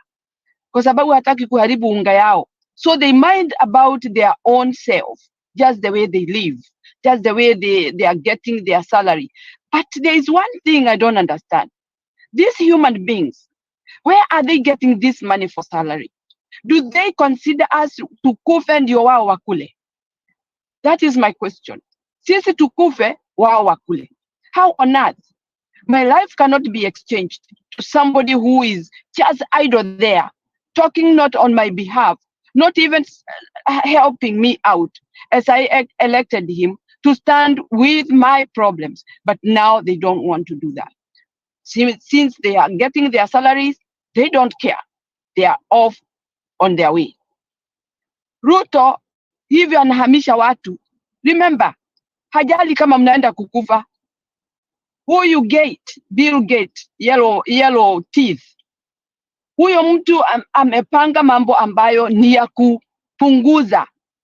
Maybe you never know, the Kenyans that are being put in the plane, taken out of country, ferried all the way to another country whereby they cannot walk back home. Ebu niambie, uende huko hata uambiwe hutalipwa, hata upewe chakula ya tumbo. Who are you?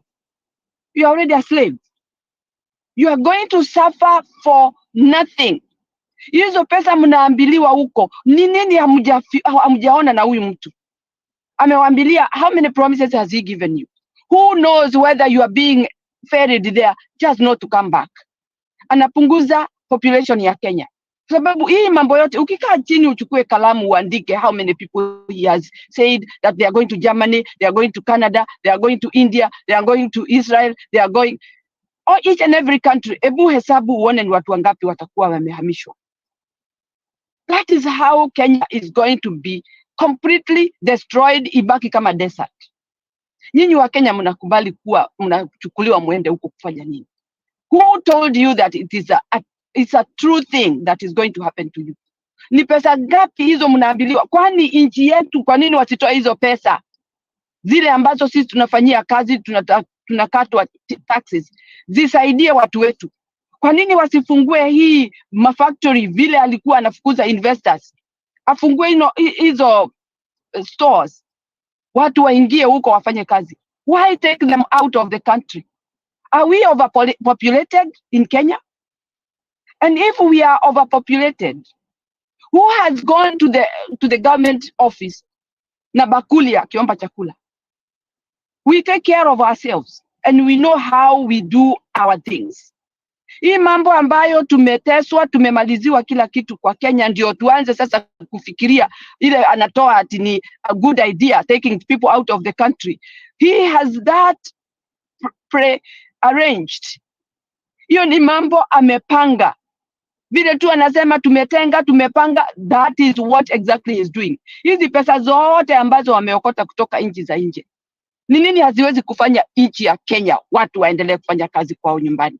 Why are you being lied and then you decide that utabebwa na ndege? Imagine that distance. Imagine the distance where you'll be taken. Where are you going to get the money to come back if only you get frustrated? Mtakuwa stressed, depressed, na hamuna mtu wenu ako karibu hapo. Nani atakusaidia? Mumeambiwa mambo mingi na huyu mtu amewadanganya. Why are you getting into it? That is my question. Na mimi nauliza military ya kwetu, are they sleeping? What is the security they are holding? Wana hold security ya nani? Kama watu wote watatolewa nchi ya Kenya wapelekwe nje, ni security ya nini wana hold? Who are they guarding? Nothing. They ought to come out and say, sasa tutangadi akina nani? Because the security that they hold is for wananchi wa Kenya. It's not about them or other countries. It's about the Kenya. Ni Kenya gani sasa wanaangalia? Watu wakibeba wote kupelekwa nje. What are you guarding? All these lots of military. That is my worry and that is my question. Mimi nitafikisha hapo, Bernard. I know time is over. And my worry is Kenyans. You know, this guy has lied with so many lies. And yet you are falling trapped on these promises. Ati mtaenda kufanya kazi. Wananchi wa Kenya, wacheni kukubali hii miigizo. Hii ni mambo mbaya. Israel has a war. Nyinyi mshapigana kwa war.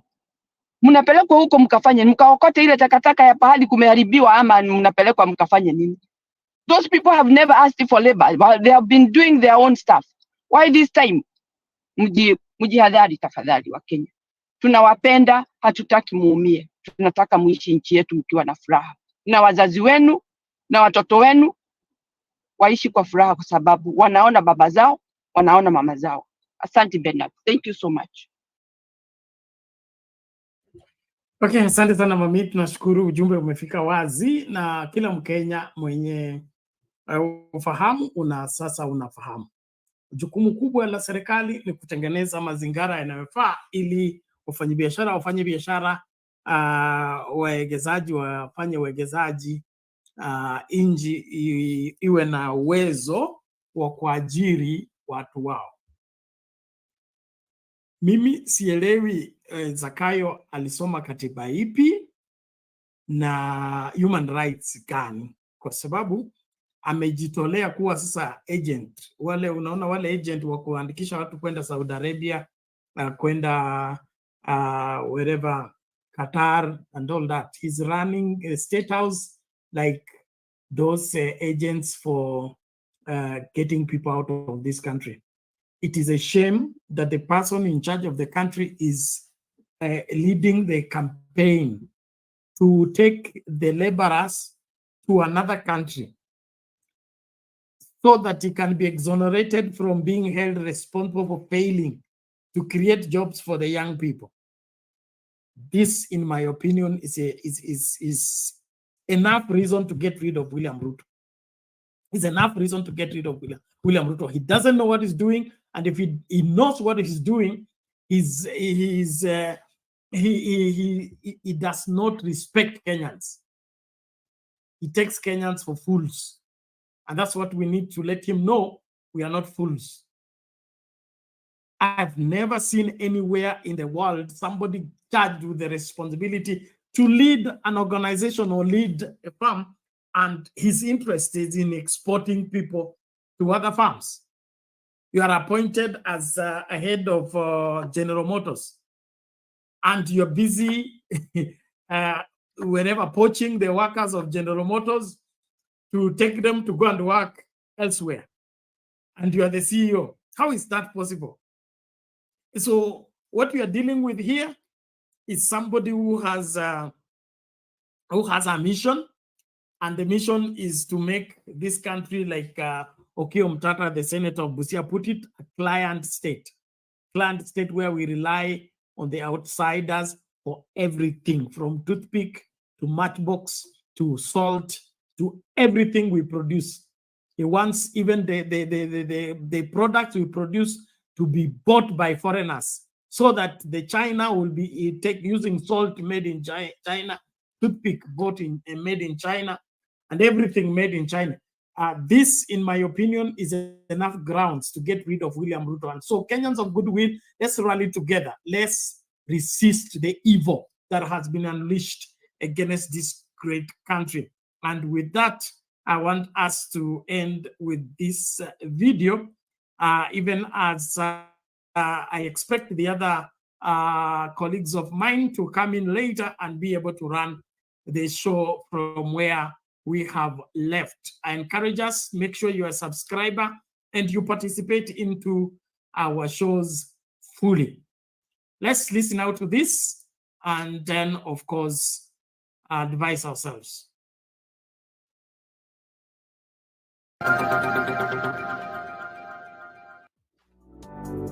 Kenya at a crossroads, assessing the signs of a nation on the brink of collapse.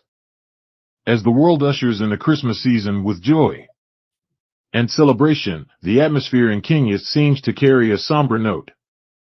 Beneath the festive lights and the traditional sounds of carols, there looms a pressing concern: the potential descent of Kenya into the ranks of failed states. This article aims to critically analyze the attributes that signal a nation in crisis week: governance, collapsed public services, pervasive corruption, a struggling economy, and rising crime rates. It is imperative to address these issues through a biblical lens, recognizing the need for accountability, justice, and a return to values that align with the principles found in the Holy Scriptures. Kenya's position on the Fragile States Index. The Fragile States Index 2016, compiled by a United States think tank, has raised alarms by categorizing Kenya as a failed state. Positioned at 20 out of 178, Kenya stands merely 16 points away from Somalia, a country marred by prolonged conflict and instability. It is essential to examine the indicators that contribute to this classification and explore potential reasons why Kenya could be teetering on the brink of failure. Corruption, a cancer eating at the nation's core. Rampant corruption has been identified as a cancer eating away at the fabric of Kenyan society. The biblical perspective on corruption is unequivocal. Proverbs 15 verse 27 states, "The greedy bring ruin to their households, but the one who hates bribes will live." Kenya's struggle with corruption undermines public trust, erodes the effectiveness of public services, and perpetuates inequality, weak governance, and political stagnation. A critical element of a failed state is a weak and dysfunctional central government.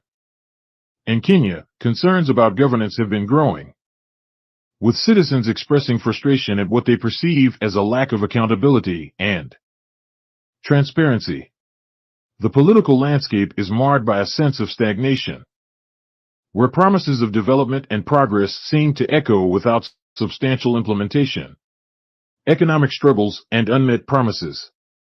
The non-performing economy is another alarming signal.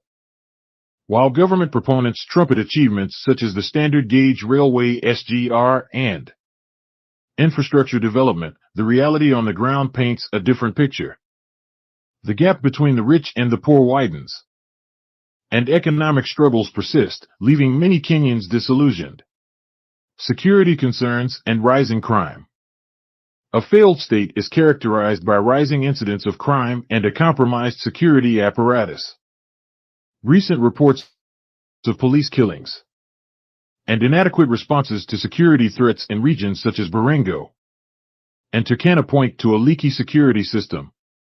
The Bible underscores the importance of justice and security in maintaining societal order, as seen in Proverbs 21 verse 15, "When justice is done, it brings joy to the righteous, but terror to evildoers." The call for biblical principles in leadership. In times of crisis, it becomes crucial to turn to biblical principles for guidance and redemption. Leaders are called to be servants of the people, seeking justice, promoting righteousness, and fostering an environment where the well-being of the citizens is prioritized. The Bible warns against leaders who lose sight of their responsibilities, as seen in Isaiah 1 verse 23. "Your rulers are rebels, partners with thieves. They all love bribes and chase after gifts." Practical steps towards national restoration. 1. Accountability and transparency. Leaders must embrace accountability and transparency as foundational principles.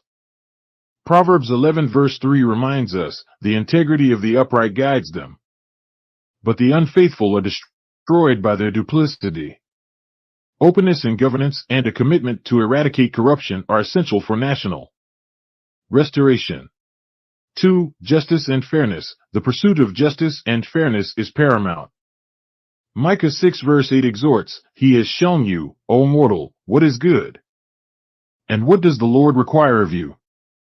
To act justly and to love mercy and to walk humbly with your God." Leaders must uphold justice, address economic disparities, and ensure the well-being of all citizens. Practical steps towards national restoration. 3. National unity and reconciliation. Divisive politics and ethnic tensions must be replaced with a commitment to national unity and reconciliation.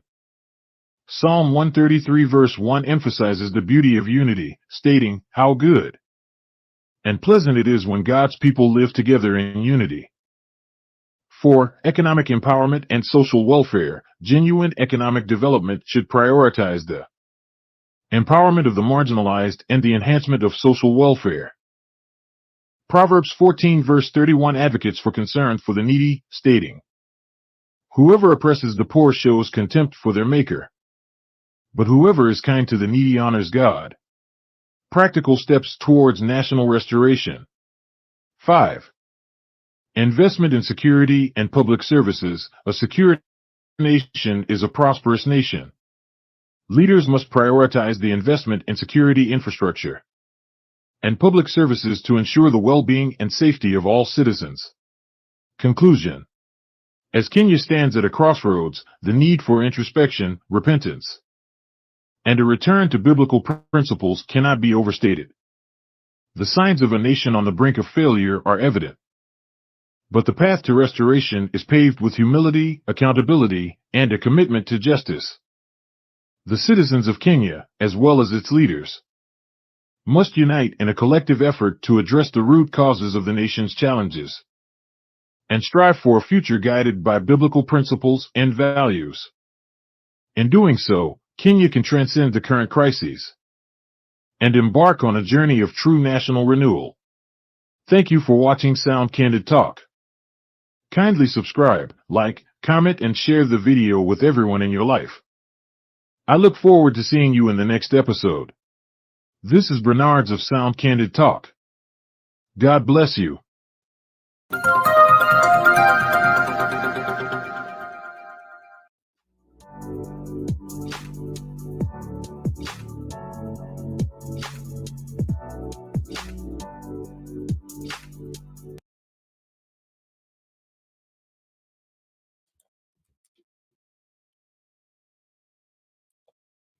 Okay, ladies and gentlemen, we are calling it a day there. That is giving you the verdict of our question. Would Kenya have done better under Jaramogi Oginga Odinga than Jomo Kenyatta?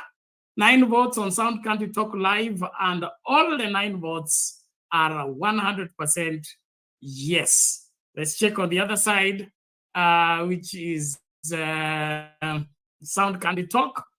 So far, we have 105 votes with 68 likes on the video. That means some people are not following instructions at all. But all in all, 107 votes. And of the 107 votes, and would the Kenya have done better under Jaramogi Oginga Odinga than Jomo Kenyatta?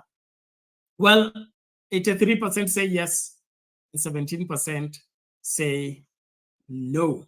Thank you so much for being part and parcel of this great conversation. I would want to, unless Mama Mandamano, you have something to add quickly?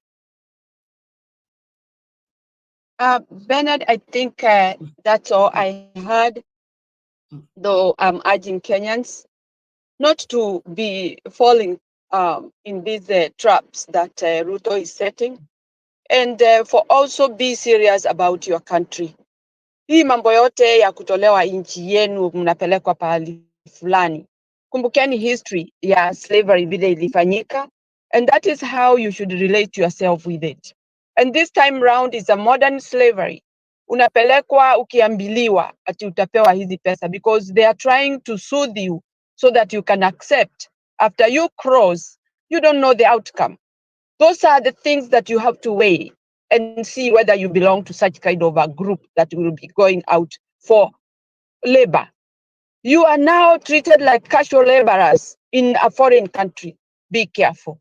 Mimi ni hivyo tu nitasema, Bernard, nikiwalilia wa Kenya, tutaki kutengana, tunataka kuishi nchi yetu tukiwa pamoja. Na ile tutapata hiyo nchi yetu, honestly, we do the overhaul and build our country. We live forever. Thank you, Bernard. Thank you. Olara, 30 seconds.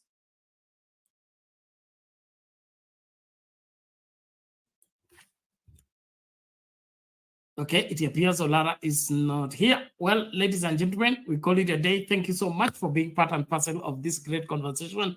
Travel with Fred, anasema mimi siende Israel, please. Sawa, Angela Homboy, asante sana. Jeffrey Onyapidi, asante sana kwa kujumuika nasi katika kipindi cha leo. Nashukuru Elizabeth Anyango, asante sana. Kuna John Dida, asante sana. Of course, Matuma candidates, we salute all of you. Thank you so much for always being here.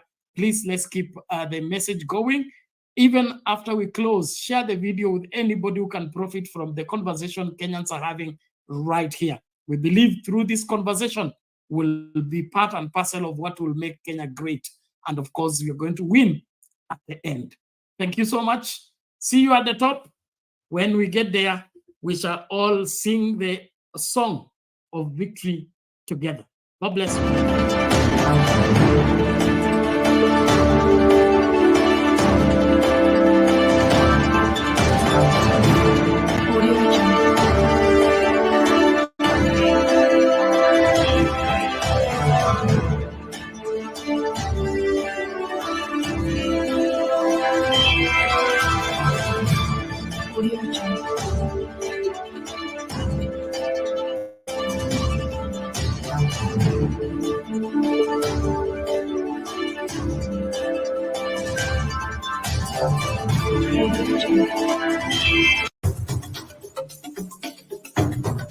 Sound Candy Talk sasa imeboreshwa zaidi. Kila siku ya wiki asubuhi tunapambazuka na maabudu na sifa kwenye kipindi cha Daybreak Worship. Baadaye tunakuletea mahojiano ya moja kwa moja kwenye one-on-one show. Alafu tunakuletea taarifa zinazochipuka siku hiyo zikiwa ange kwenye In the News Headlines. Kisha tunaingia bungeni. Viongozi tuliowachagua tuangalie wanafanya nini bungeni. On a daily basis, whenever the House is sitting, the order paper is here. I take any work that I'm given very seriously. Not have favors. It's not appointed because you come from Nyeri. Kisha baadaye usiku tunakutana kwenye Open Forum Political Show, kipindi kinachotadavua na kufafanua makala na taarifa zinazokuhusu zaidi. Sasa hii ndiye time ya kuweka kila mtu question mark one by one. Ruto tumeshaweka question mark ya kutosha. Umeenda mpaka watu wenye wako US na nchi zingine. Kazi ya kiongozi ni kuhakikisha ya kwamba vijana wako kazi. Tazama Sound Candy Talk uelemike. Tukutane Sound Candy Talk.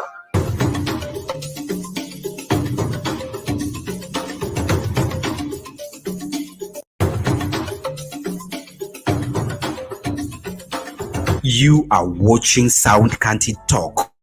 Watch, share, like, subscribe.